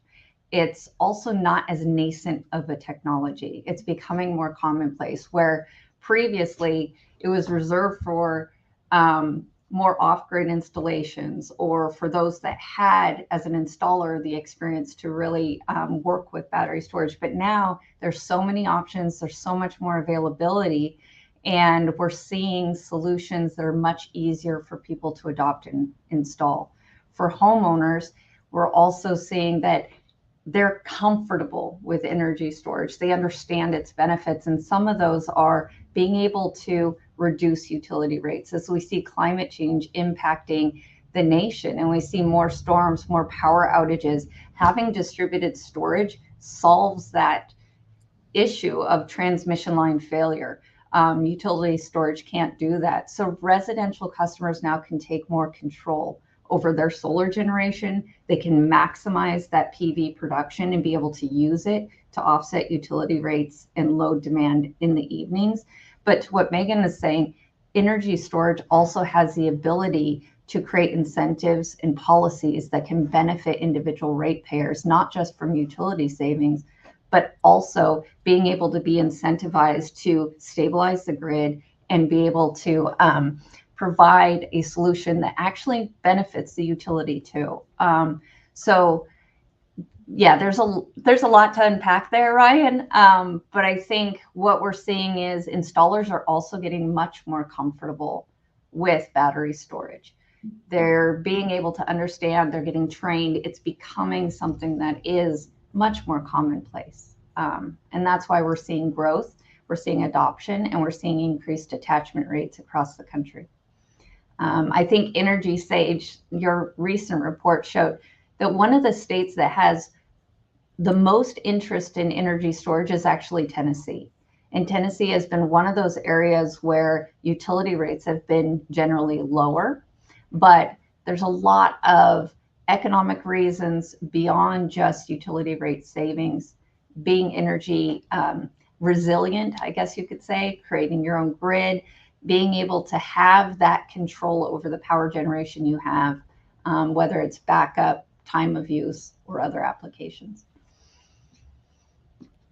Excellent, thank you. And sort of building on this flexibility topic, Meghan, Sunnova describes itself not as just as a residential solar business, but as a home adaptive services provider. Could you explain sort of what that means? Yeah, I'll explain that. I'll actually use my slides this time. Also, I know it sounds a little jargony. Let me move. So this is a graphic that we use when trying to explain that. So basically, there's so much more to solar in the home energy ecosystem, although solar is a really foundational part of it. We try to optimize customer energy use through battery storage and real-time energy management, and thermostat management and solar management. And then we try to participate our customers where we can in grid services programs like VPPs. So we allow customers to be producer consumers, prosumers, where they can dispatch energy back to the grid. So then they enhance grid stability, they save money for all ratepayers, all people using that grid, and then they get a payment that basically that thanks them for the investment that they've personally made in the system. And so they see a savings as well. So our goal is to reduce energy costs, enhance resilience, support overall grid stability. And as part of that, we offer more than just solar, more than just storage. We're happy to work with customers about, updated HVACs or whatever other home upgrades they might need, and then kind of manage all of that for them. We optimize it. We have a weather team. That's come in really handy lately with all of the storms, but we have a meteorologist on staff. And so they look at when a storm's coming, do we need to fill up a homeowner's battery to make sure they're prepared in case a storm hits? So we manage that whole process and optimize it. A year and a half ago, we announced a loan guarantee from the Department of Energy, a $3 billion loan guarantee. And part of the innovation side of that application was providing a software that allows our customers to enroll in VPPs. So we provide that to customers as well. And we learn about the VPP programs and make sure it's valuable for them to participate, explain it to them. We allow all of them to opt in if that's their choice, and then opt out if they decide they don't want to do it. So it's a really customer-centric approach. It's a lot of jargon. Basically, we take a whole home approach to helping consumers save money, bottom line. Thank you. Okay, so we've noticed an uptick in energy storage attachment rates for residential solar projects. So Spencer, I'll address this to you. Have you also seen this? And in what markets? What are the major motivators for customers that decide to include a battery with their installation? Yeah, absolutely. We're seeing storage attachment rates really take off, both on EnergySage and outside our walls as well in the market as a whole.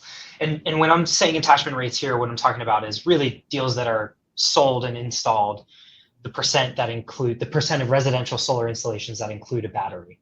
That attachment rate historically on EnergySage, we've seen in the 10% range, maybe 12% going back to about 2020.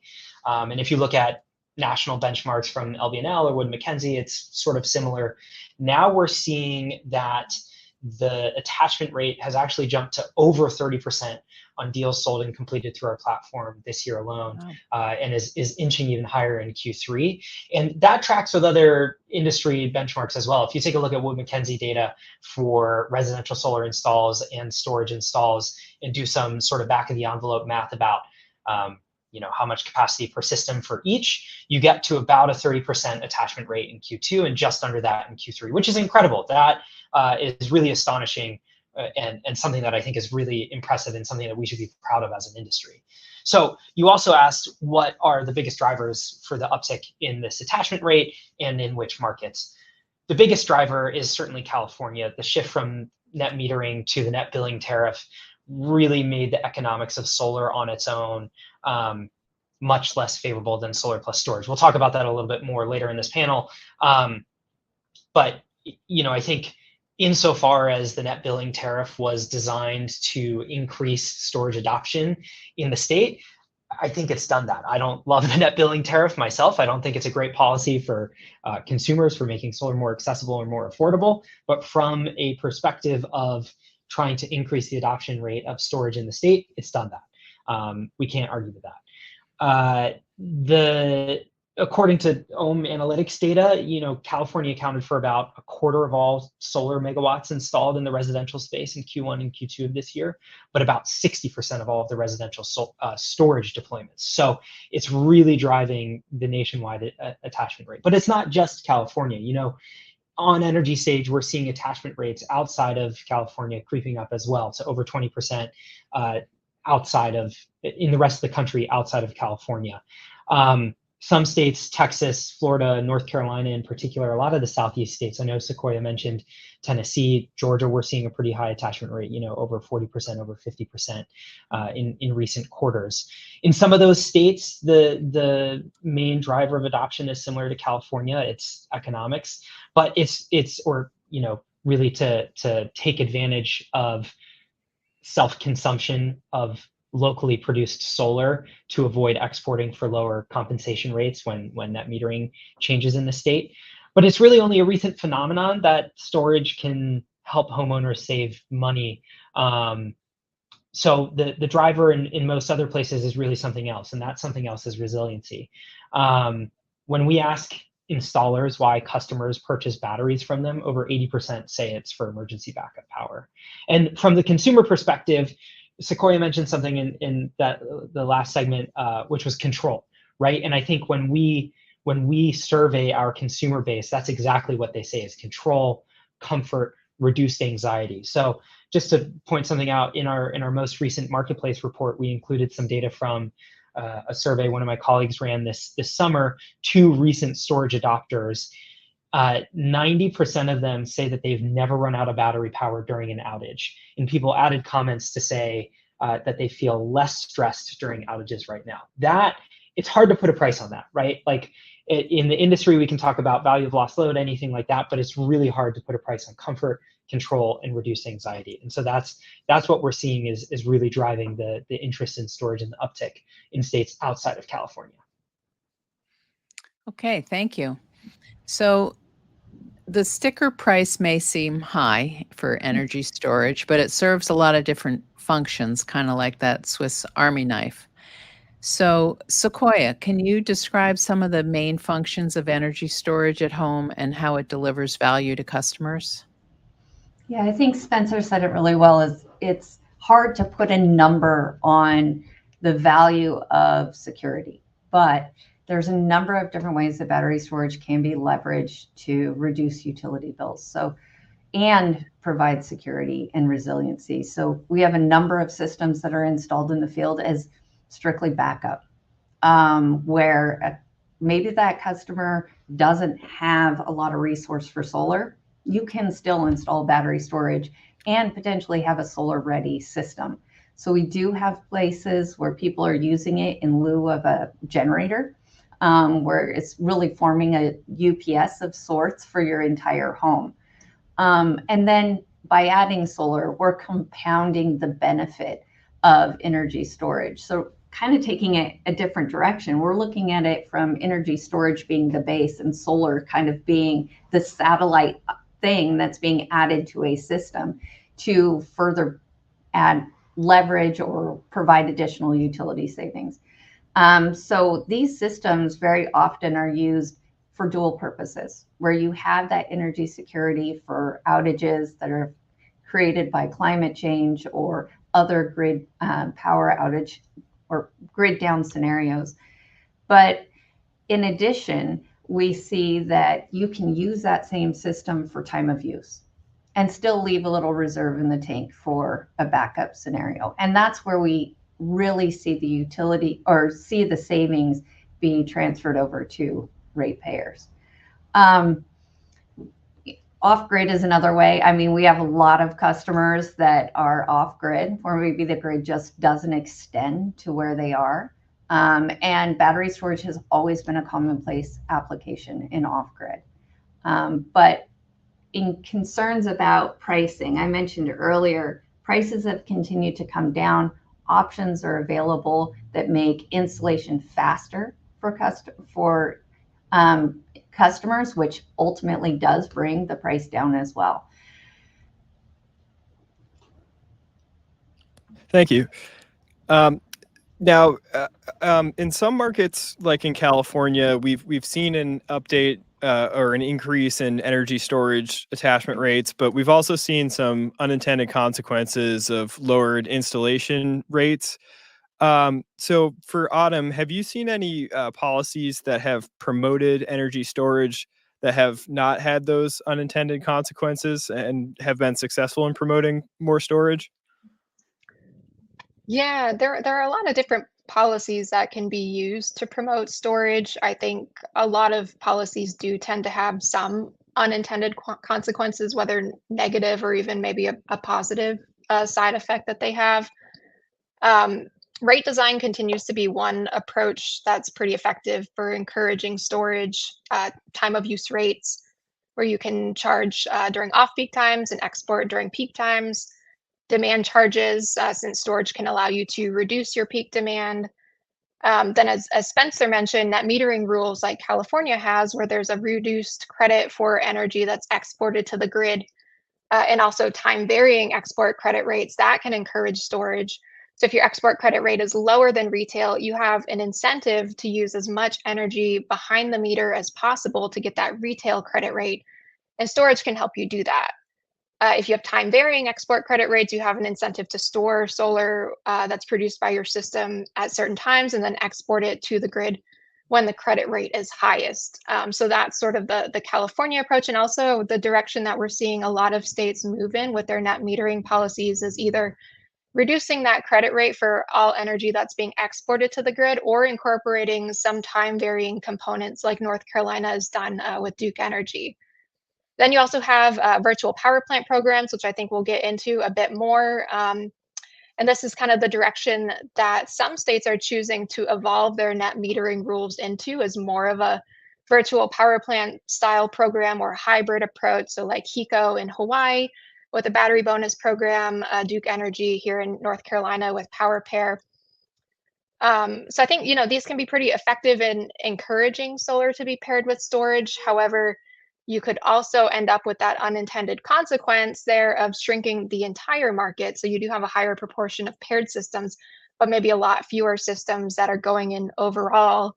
And then maybe on the positive intended or unintended side, with your time varying price signals, they could be so effective that your on peak and off peak periods then need to shift. So it can be challenging because you may need to be continuously evaluating and adjusting these programs, but businesses and customers would like some certainty. So there are a lot of considerations for these programs, and sometimes they can be competing in different directions for the solar and the storage components. Thank you. And zooming back into California and the transition to net metering, Spencer, did EnergySage see a decline in demand following this move? What happened to payback periods? And also, are we starting to see demand recovery in California? Yeah, absolutely. First we saw a big spike in demand in California in advance of the transition away from net metering 2 to the net billing tariff in sort of mid-April of 2023. Since then, yeah, we've seen demand for solar top of funnel and even working all the way through the funnel for solar in California drop off precipitously. To give you a sense, comparing this year so far to 2022, we've seen, just because I think that's a better benchmark than 2023, which was really wonky with all of the transition. The last few months look better than they did last year, but they're still down by about a third. Or top of funnel demand is down by about a third compared to 2022. So, you asked about payback periods. Fundamentally, the difference between the net billing tariff and net metering 2 is that the compensation rate for excess solar sent to the grid dropped. So the more you could use your solar generation on site or store it to use later, to maximize self-consumption, the better you're going to be from a financial savings perspective. So with that context, when we originally modeled the impact of the transition to the net billing tariff, we saw that the payback period for solar only would go from about 6 years on average throughout the state of California to 10 or 11 years. But when you paired solar with storage, it looks like the payback rate would stay pretty steady at about an 8 or maybe a 9-year payback period. Obviously a bigger ticket price, but now you have higher savings. The key difference here is in the 20-year savings between solar on its own and solar plus storage. When we looked at 20-year savings for solar only, it looks like they would drop by about 60% compared to net metering 2, whereas with solar plus storage, depending upon your IOU, it was going to drop by like 10 to 30%. That said, even between when the net billing tariff ruling was released and when it actually went into effect, the IOUs in California increased their rates, some of them quite significantly. SDG introduced a 25% rate hike at the beginning of 2023. So savings sort of improved from there. I do want to say, Autumn pointed out that having to regularly update these rates and the complexity and the number of different rates is really difficult from a consumer perspective, from an understanding your potential savings and the potential value of this investment perspective. And that's something that I really want to reinforce, is that from the consumer mindset, the most difficult thing with the transition to the net billing tariff isn't necessarily the reduction in savings rates, so much as it is the complexity of the rate design. There are 576 different hourly export compensation rates over the course of every individual year that are going to change over the lifetime of this investment that you made. It's impossible to try to educate somebody about what that means for their savings and how their savings will evolve and adjust over time and what steps they need to take to sort of maximize those savings. So if you're trying to design a policy that's going to make solar more accessible and more affordable, it needs to be something that's transparent and that's easily understood by consumers and contractors alike. And this just is not that. Thank you.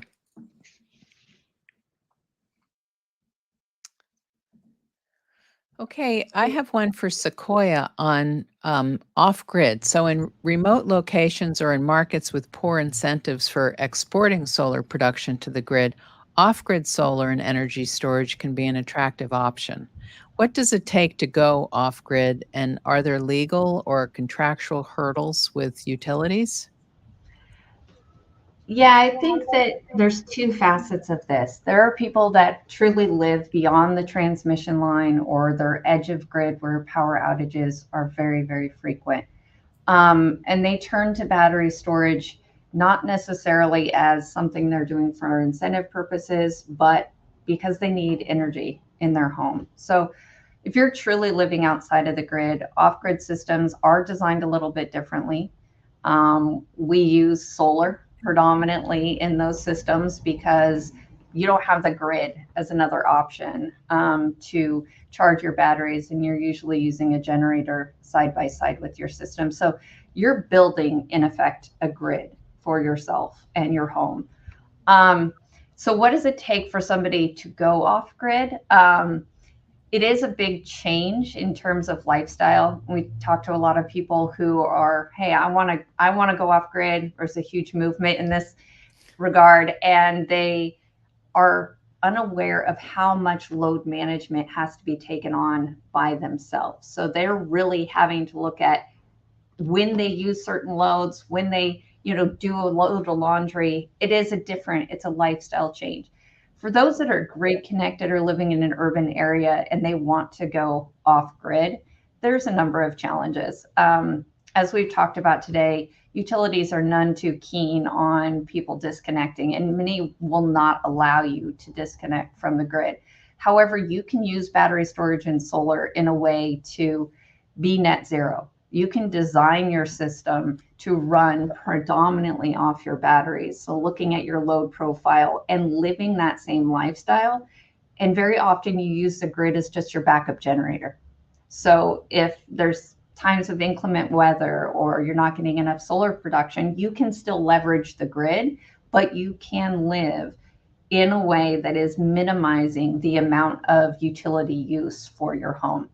And as prices have gone down, as incentives have gone up, as policy changes have been there, the benefits, as Spencer pointed out and others on this panel, of exporting your excess solar generation is getting less and less in a lot of areas. And so being able to maximize your solar production, put it into your batteries and use it, it is a phenomenal change. And I think homeowners are seeing that they can be their own power producers and they can be pivotal in the security of their own energy and kind of their own destiny of creating a grid for themselves, for their home.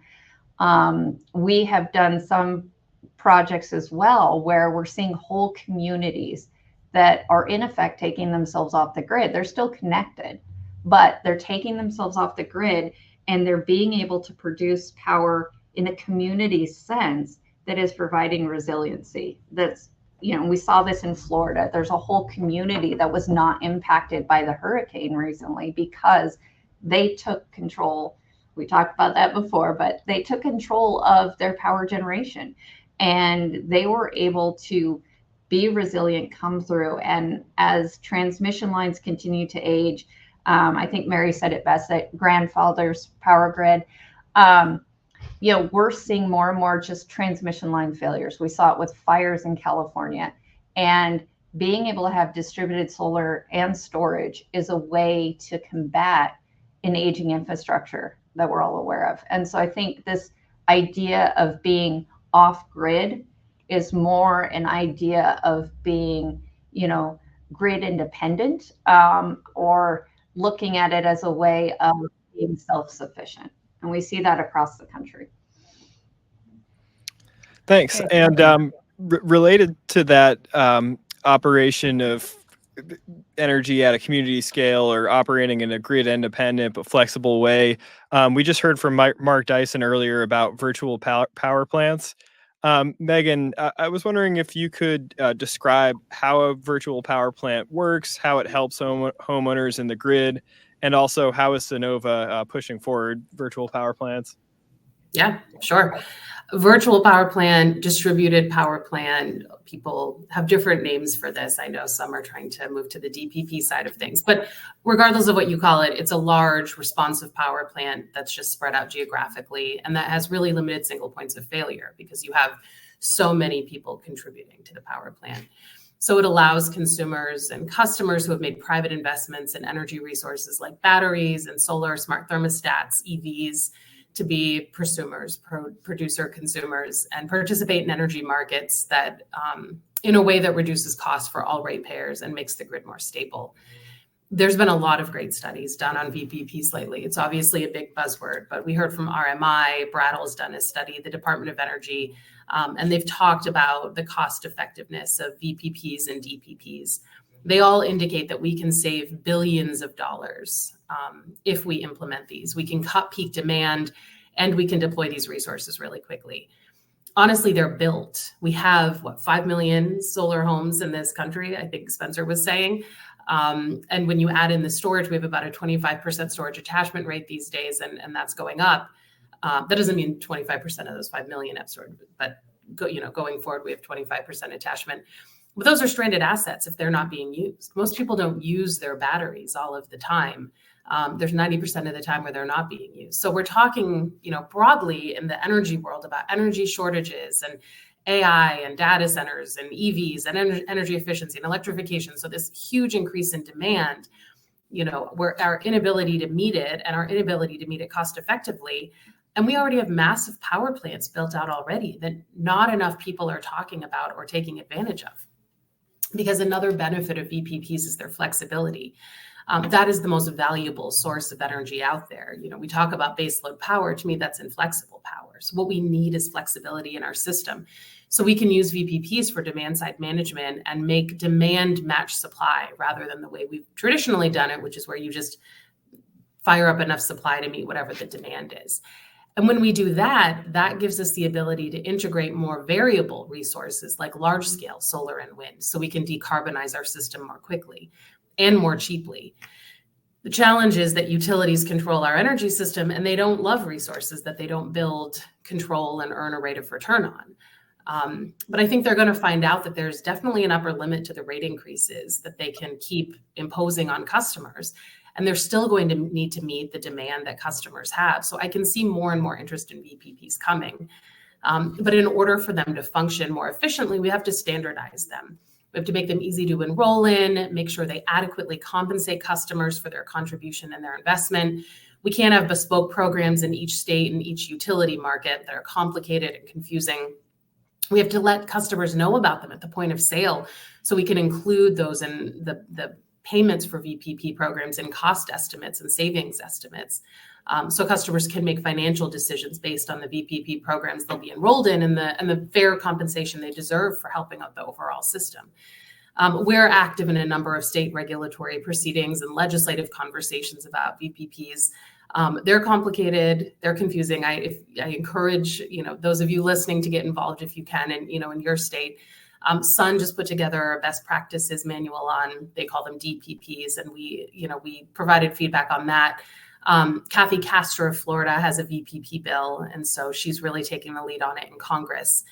And so there's a lot of ways to get involved in this. We try to have to provide feedback where we can.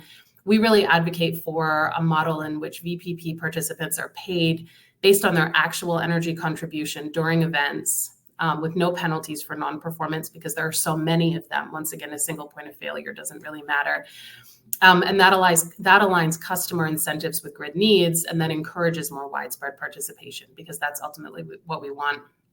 We also want equitable compensation models, so we ensure participants and non-participants benefit from these programs. For example, non-participants will get lower wholesale energy costs. I mentioned PJM earlier, so hopefully we can lower costs in places like that, as VPPs help reduce peak demand and reduce the need to build, to overbuild our system to meet that. Thank you. And building on that, Autumn, what are some state markets that you've seen that are currently actively supporting VPPs? And are there any emerging markets right now that we should be aware of? Yeah, so there's a lot happening across the country right now on VPPs. I think some of the more established programs would be Connected Solutions up in New England, Hawaii's Battery Bonus Program. You've got California's Demand Side Grid Support Program is another large program. I think these have been utilized pretty well, and you're seeing a lot of similarly kind of structured programs now being proposed in a lot of other states and a lot of other utilities coming to the table with program proposals. As far as emerging markets go, it's really exciting to see all of these emerging markets, because it's actually an area where we're seeing broad support from utilities, DER companies, and advocates, consumer advocates. There are reasons for all of these players to get behind and support VPP programs, which is a nice contrast to some of the net metering fights that we're all familiar with. So there are a lot of states looking at VPPs, and a lot of states you probably might not think of when you think of something that's so new and emerging. So we have a lot of pilots going on right now that have the potential to be expanded into full-scale programs, like Duke Energy's Power Pair program in North Carolina. Georgia Power is also developing a program that came out of their latest IRP proceeding. We saw some really promising legislation enacted in Colorado and in Maryland to develop VPP programs. We'll have to see how these are implemented, but those could result in some really strong kind of statewide programs. Then there are also a lot of states where the utilities commissions are undertaking investigations into VPPs. So trying to learn more and interest in developing some sort of state framework or design for these programs to take. So we're seeing Pennsylvania has a proceeding open, New Jersey, New York has the Grid of the Future proceeding, Wisconsin. So it's really kind of growing very quickly across the country. Excellent. Well, we're excited to see that continue to grow. Now moving over to another topic, electrification and energy efficiency upgrades are another important piece of the puzzle here. What kind of, for Spencer, what kind of energy management changes are homeowners currently making? And are solar installers offering these energy efficiency upgrades? Yeah, it's a great question. It's very clear to us at EnergySage, and I think based on the answers from everybody on this panel, that it's no longer solar, it's solar plus, whether it's solar plus storage or solar plus any of these other electrification products. And from my perspective, there are really 4 key entry points for homeowners into those electrification products. One is through the walls with a smart thermostat with your HVAC system. One is through the roof with solar. One is through your garage with an EV, and the final one is through the windows, I guess, with insulation or energy efficiency services generally. We've seen that thermostats are really the gateway product to electrification and energy management more broadly. Over 60% of solar shoppers, like active solar shoppers on EnergySage, already have a smart thermostat, which is pretty remarkable. It makes a ton of sense. It's a small product, small ticket price, shows you just enough to show you what you could be saving or doing by more actively managing your energy. And so that's what we see as really the gateway product into it. So what is it that solar installers can offer there, right? They certainly have the expertise to offer EV charger installations, and the margins on that are pretty good. When we've asked installers how the margins compare on EV chargers to solar or storage, it's pretty similar. Most of our solar installers already offer some form of energy monitoring, whether that's consumption and production tracking that they install as a part of the solar installation itself, or whether it's something like main panel upgrade with a span, or a Sense home energy monitor, things like that. Main panel upgrades are also a great area for contractors to get into, and sort of, I think, another higher margin installation that they can do that their skill set is already ideal for. Heat pumps are a little bit harder from our experience. That's more of a plumbing job and less of an electrical job. But we're seeing installers try to figure out a way to offer all of these services. I think there are, however, 2 key paradigm shifts from a contractor side of things, who's a solar contractor, to getting into electrification more broadly, or to being a home energy contractor instead of a solar installer. The first is that solar is a proactive purchase, while a lot of these other electrification products and energy management products are reactive. That changes the way that consumers are shopping for these things and the way that they ultimately purchase these things and the timelines in which they do that. The second key paradigm shift is to not think of consumers as one and done, but rather to think of a long-term relationship with a homeowner. Instead of trying to figure out how to eke the biggest margins out of each individual sale on solar, now start thinking about it as a relationship where you're going to help this consumer all along the path to electrification. And it's no longer, you've increased the lifetime value of the customer, or each customer that comes through your front doors, even while decreasing the margins on each individual product. And that ultimately is a win-win and is a more sustainable business model moving forward. So that's really what we're seeing is we're starting to see the shift to these additional electrification products. There are some that are going to be really easy for solar contractors to get into, but the key things to change, I think, are going to be mindset changes. Excellent. Thank you. Okay, along the same theme, Sequoia energy storage comes with extra design and installation challenges. So for solar installers newer to energy storage, what are the common risks or errors in installation, and what are some common best practices to avoid those risks? Well, I think, as I mentioned before, storage is becoming much more commonplace. It's more understood. But we do have installers that with all the capacity, solar capacity that's out there, they haven't touched battery storage yet. And there's a little bit of a fear. There is a myth that battery storage is super complicated. But the products that are coming out now are really designed to work synonymously with the other equipment, the inverters, the charge controllers, everything that's out there in the market to support battery storage. And I know for what we're doing here at Briggs and Stratton, creating solutions that are easy to install, that eliminate the ability to have reverse polarity or to install it incorrectly. Those are ways that battery storage companies are addressing this and making it more accessible to installers. I would say, like the 50 states of solar policy, we have the same thing when it comes to codes and standards. And that's something that installers really need to be aware of. They need to have a relationship with their AHJ. They need to understand how these different standards are being enforced or regulated within their jurisdiction.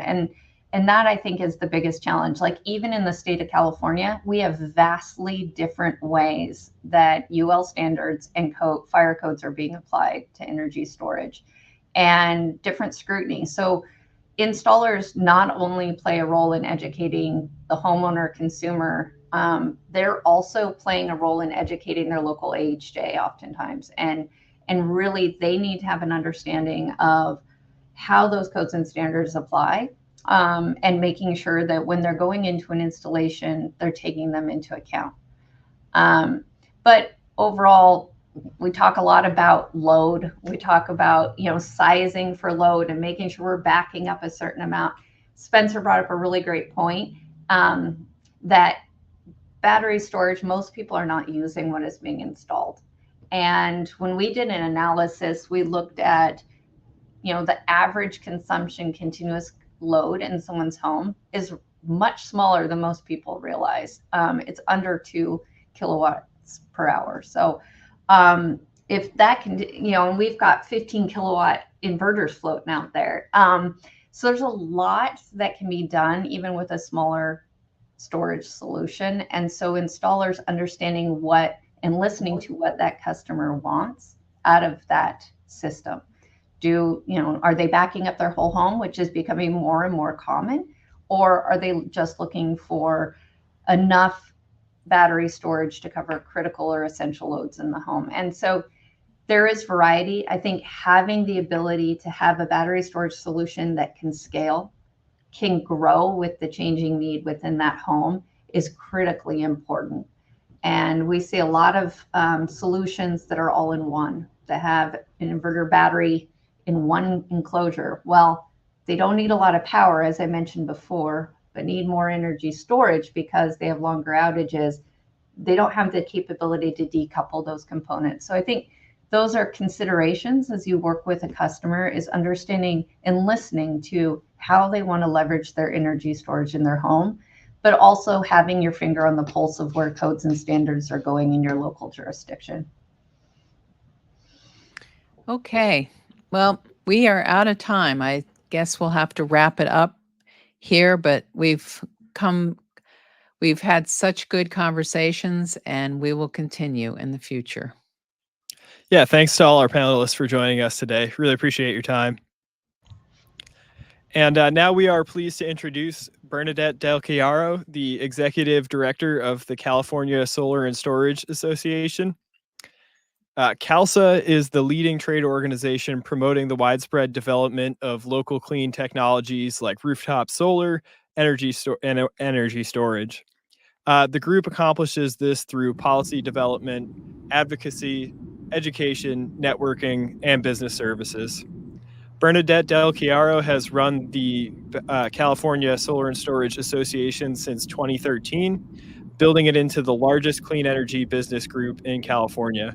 Prior to her work with CALSA, Del Chiaro served as the Director of Clean Energy and Global Warming Programs at Environment California, as well as the Western States Regional Director for Environment California. Since 2002, Bernadette has been a leading voice in many California clean energy issues. Thanks for joining us today, Bernadette. Thanks, Ryan. It's great to be here.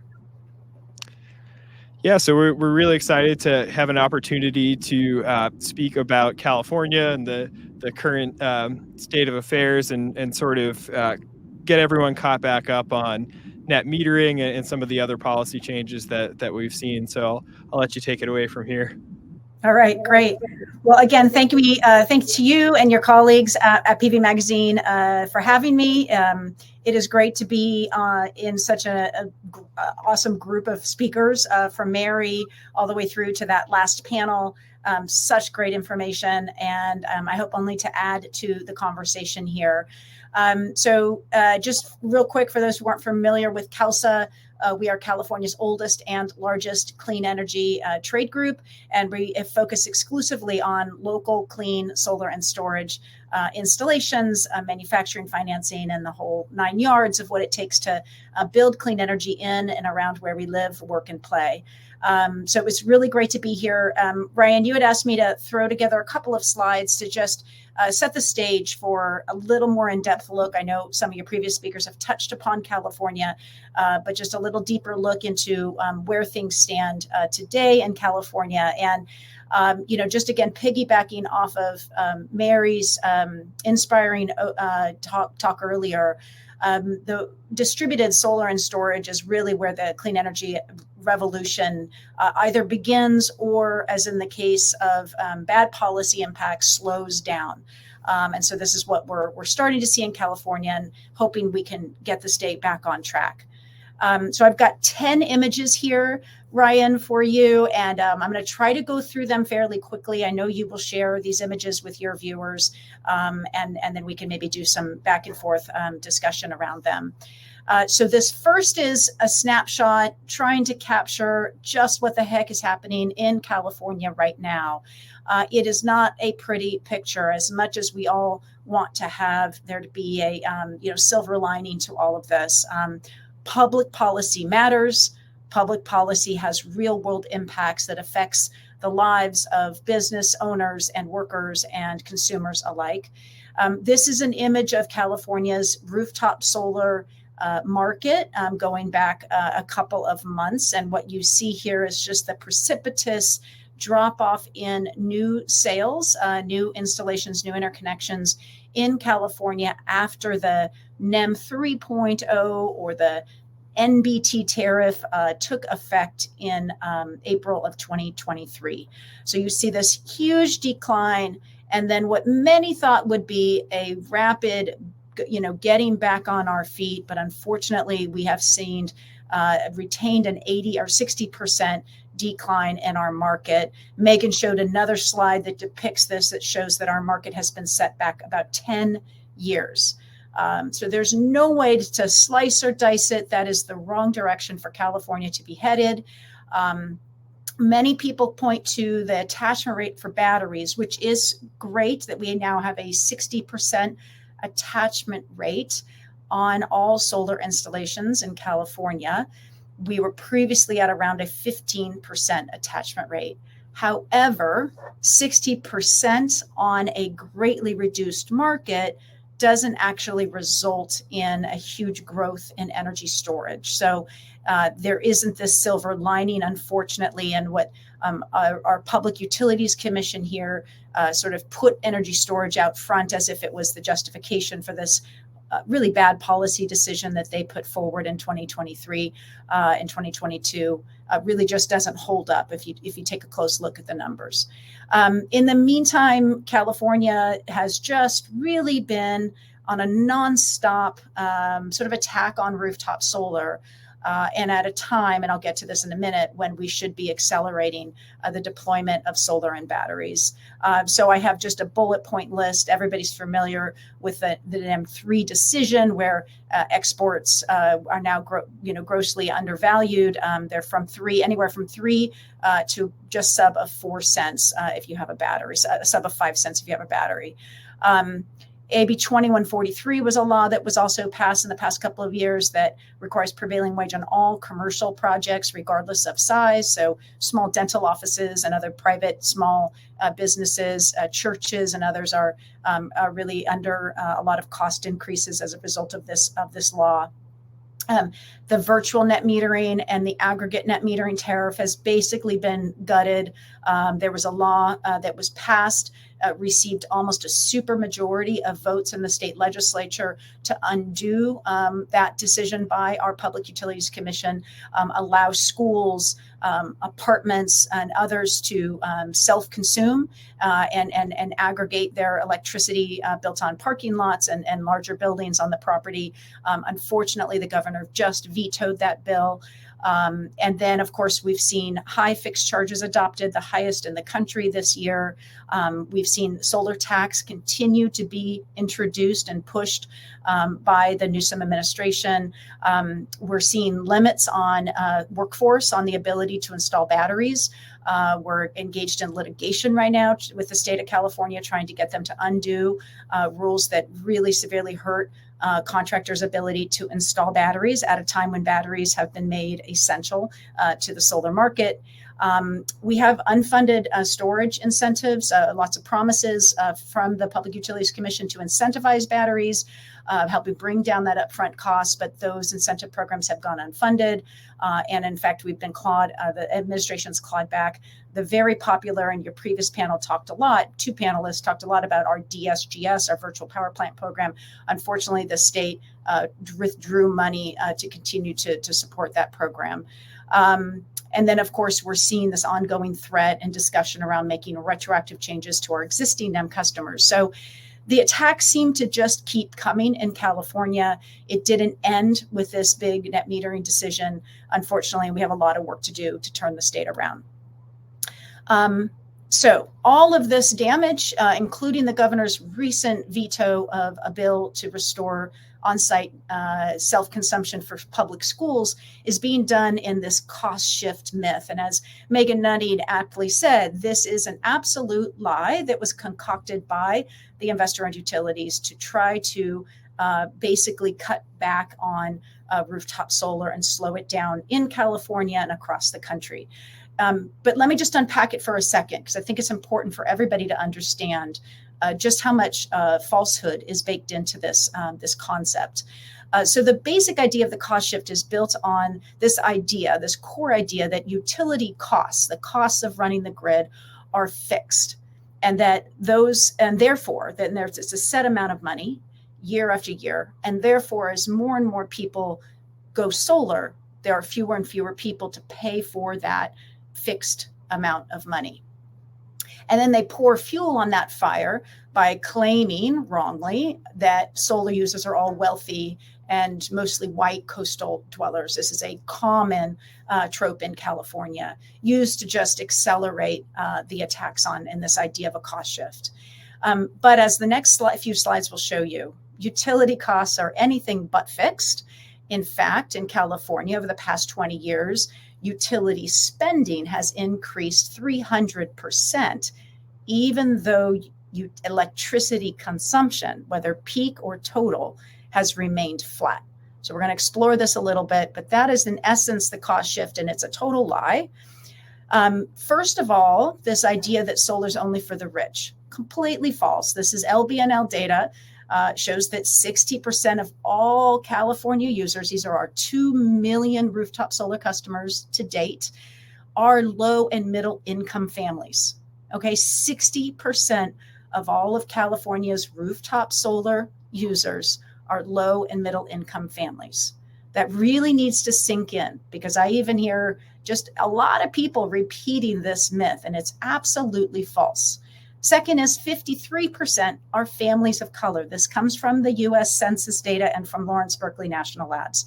This is all of our market to date. If we were to just look at 2022, the most recent data LBNL has available, those numbers skew even higher toward lower income and people of color, because we're seeing the market adoption grow. Further, this is only single family. If we were to capture solar on apartments, there are over 400 apartments, low-income apartments in California with rooftop solar providing direct benefits to those tenants. It's not true that if you're a renter, you can't benefit from rooftop solar or net metering. We're servicing over 40,000 low-income renters in California with on-site rooftop solar. Point being, these numbers skew even further if LBNL were to take the time to capture multifamily housing. Okay, this chart is, I think, an amazing chart that everybody should sear into their brains. What it proves is that the cost shift is totally false. What these two bars, the horizontal bars, show per investor-owned utility in California is that as utility spending has increased, utility rates have increased in an almost 1-to-1 ratio. If the cost shift were real, go back to that pie metaphor, what you'd see is spending would be a small bar and rates would be a high bar. They wouldn't see an increase in spending because costs are fixed according to the utility mythology. So that increase would maybe just be with inflation, perhaps, but it'd be a much smaller bar in the bottom, and the rate increases would be bigger because you're taking those costs and you're spreading them out among fewer electrons or fewer consumers. This is not the case. California utilities keep increasing their spending, and as a result, they're increasing their rates. A lot of people then jump to, okay, but the utilities are increasing their spending on things that are necessary, like hardening the grid for climate change and dealing with wildfires. But if you take a look into the utilities filings, this is actually not the number one reason why rates and utility spending is increasing. In fact, wildfire mitigation costs only factor for about 12% of the spending increases. Now, this chart is one of my favorite. This is from economist Richard McCann, who has been doing amazing work pulling back the curtain on this cost shift lie.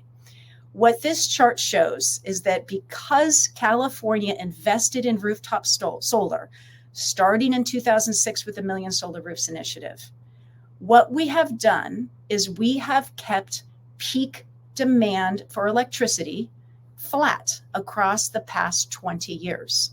And rooftop solar has instead filled in load growth, okay? In other words, going back to the early part of this century, the California Energy Commission correctly anticipated electricity consumption would increase in California due to economic growth, population growth, increased temperatures, and increased use of electronic devices. And this is even before we started to really invest in decarbonization electrification strategies. This is just all the Xboxes and iPads and other things we have going on in our businesses and in our homes. We are using more electricity at the plug. But thanks to rooftop solar, we have met that increase in almost a one-to-one fashion with distributed generation. So we have met load growth with DERs. Again, this flies in the face of the cost shift myth, which presumes load reduction or departing load is the term of art from rooftop solar. That has not been the case in California.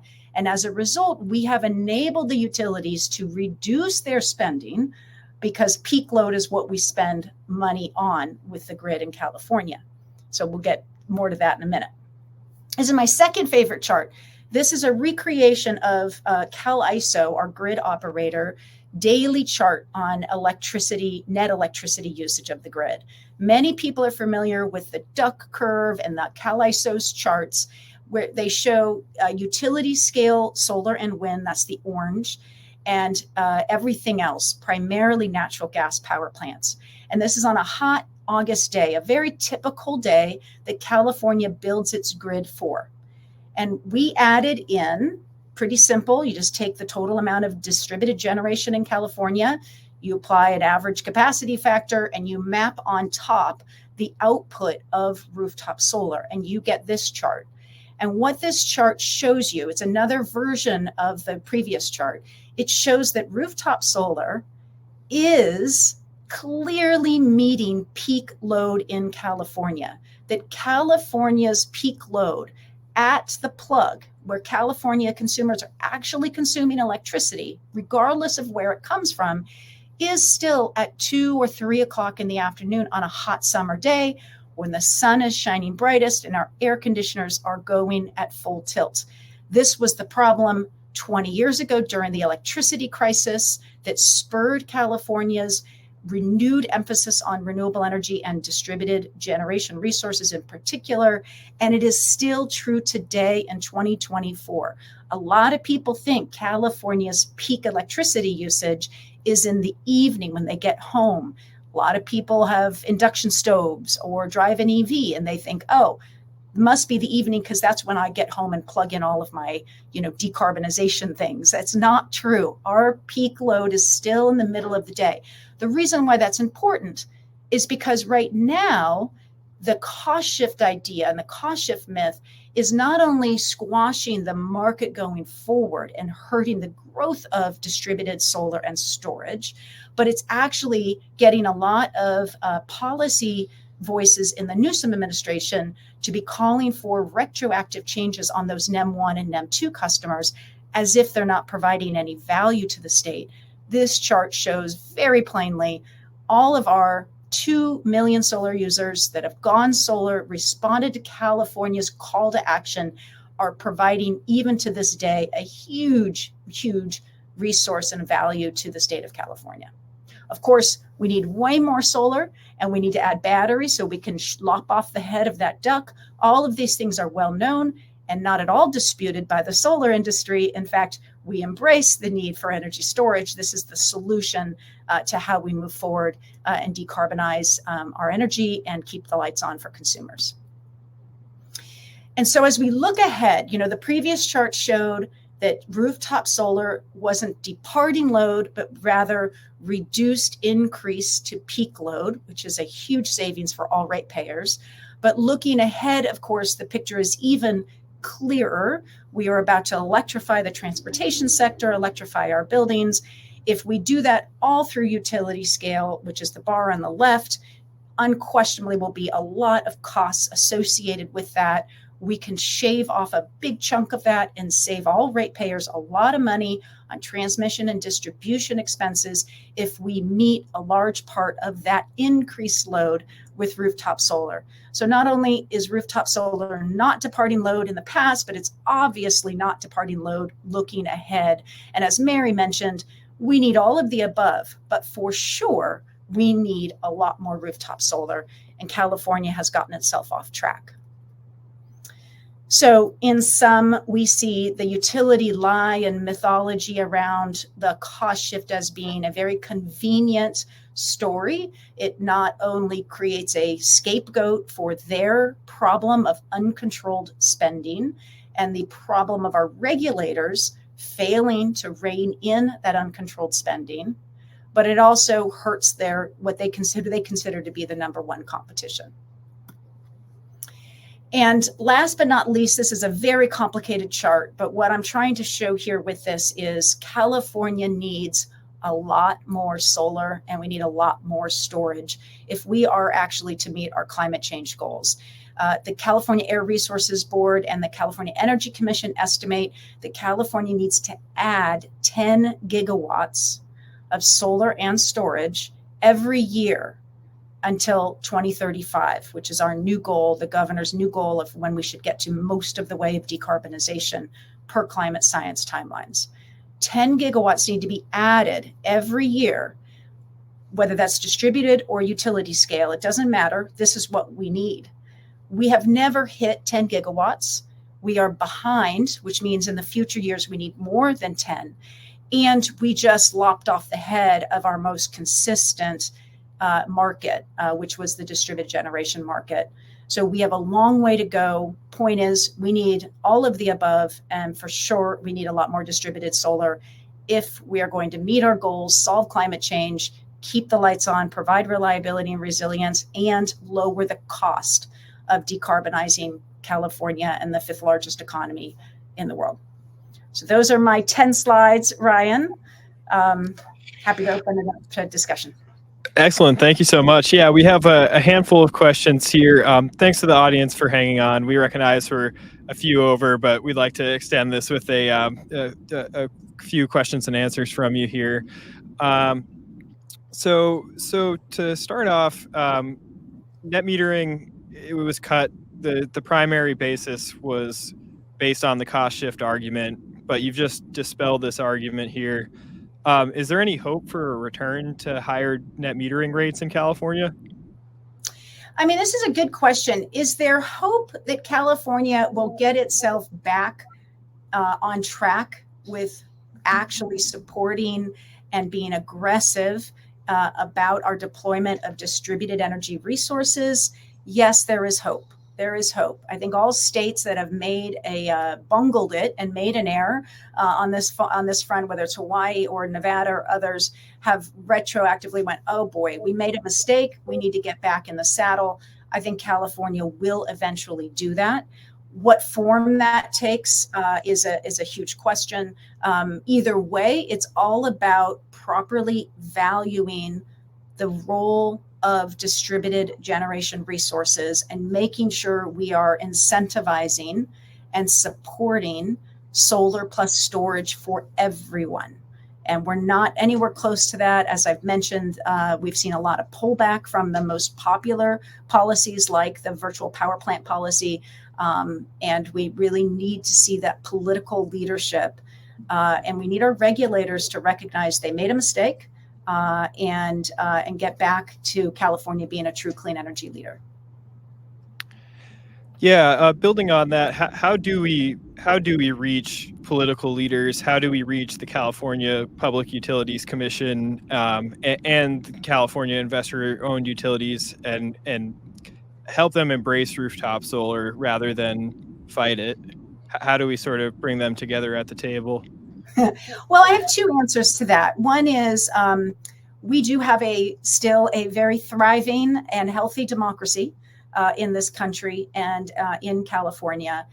Everybody who is a voter here in the state should join up with organizations that are active on fighting for rooftop solar, whether that's the Solar Rights Alliance, which is a consumer group focused on supporting and protecting rooftop solar consumers, or groups like my former Environment California that stands up and fights for rooftop solar.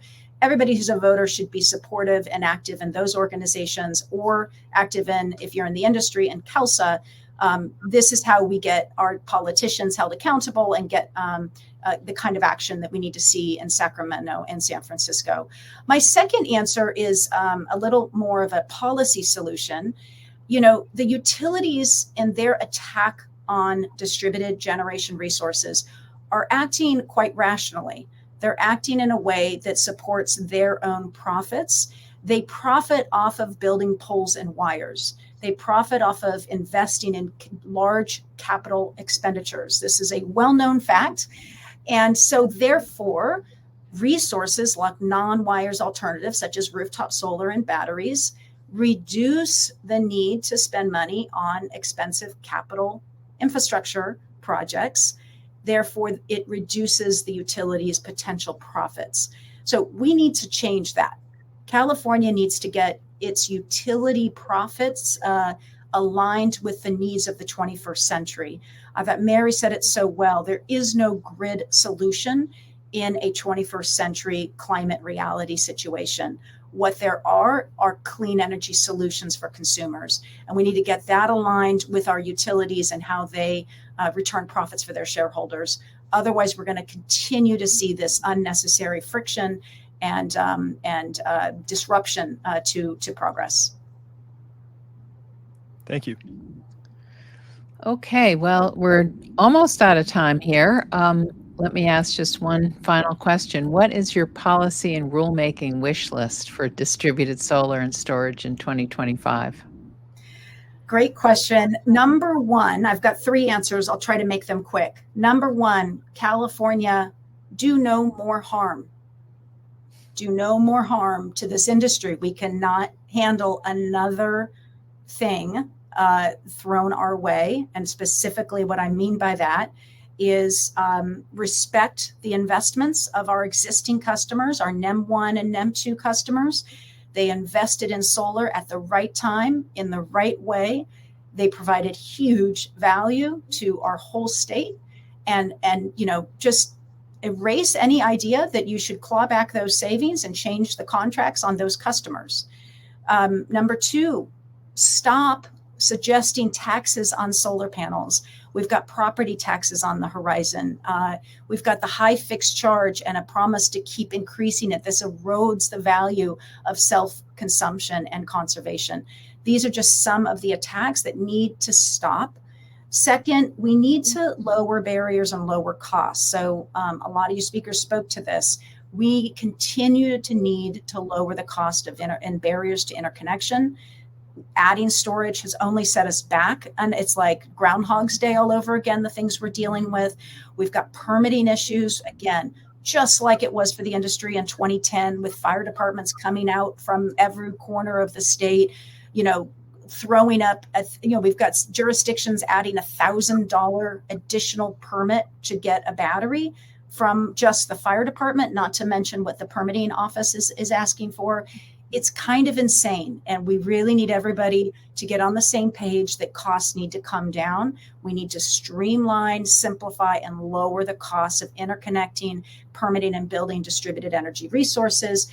And we also need simplification on workforce. So we're seeing our businesses get squeezed on who they can hire, how they can deploy workers. There is already a shortage of workers in the United States, not limited to solar.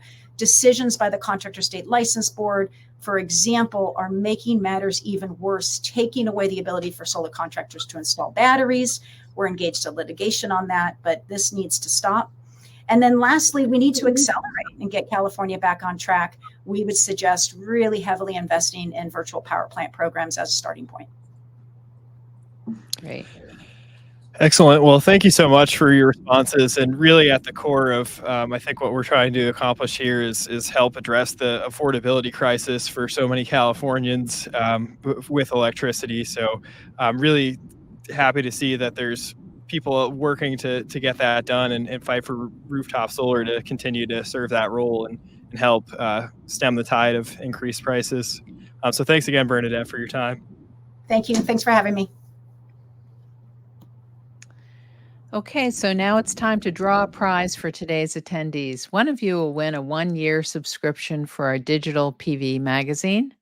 We're spinning the wheel now, and we'll see who the lucky person is.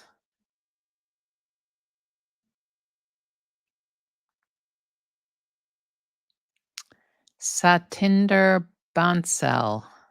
You've won a 1-year digital subscription for PV magazine. We'll reach out to you with further details on how you can get your subscription. Well, that concludes our main event today. For those interested in our networking session that's coming right up, please follow the link that appears on your screen and in the Q&A chat now, or check the instructions in your email. This is your opportunity to connect directly with industry peers, ask questions, and engage in meaningful discussions, all in real time, both camera and sound enabled, please. We've learned about how energy solutions at home continue to evolve to meet customer needs, and how distributed energy plays a critical role in serving the power for our homes, businesses, and communities.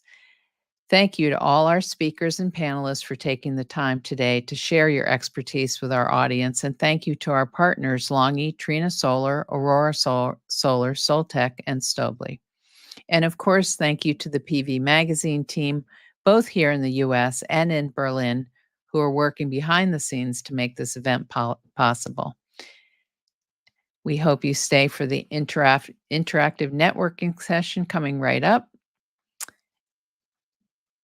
The discussion will be in real time with camera and sound on. Thanks. And remember to join us again tomorrow for day 3, Solar Ignites U.S. Manufacturing. This is our final day of PV Magazine Week. A combination of rich incentives within the Inflation Reduction Act, high demand for renewable energy procurement, and shifting trade policies are driving a steady flow of new factory announcements into the United States. We'll hear from trade expert and principal at Smirnow Law, John Smirnow. He will highlight the importance of building out solar manufacturing production across the entire solar supply chain and the benefits of which that go beyond, well beyond clean energy and are important from a national security perspective.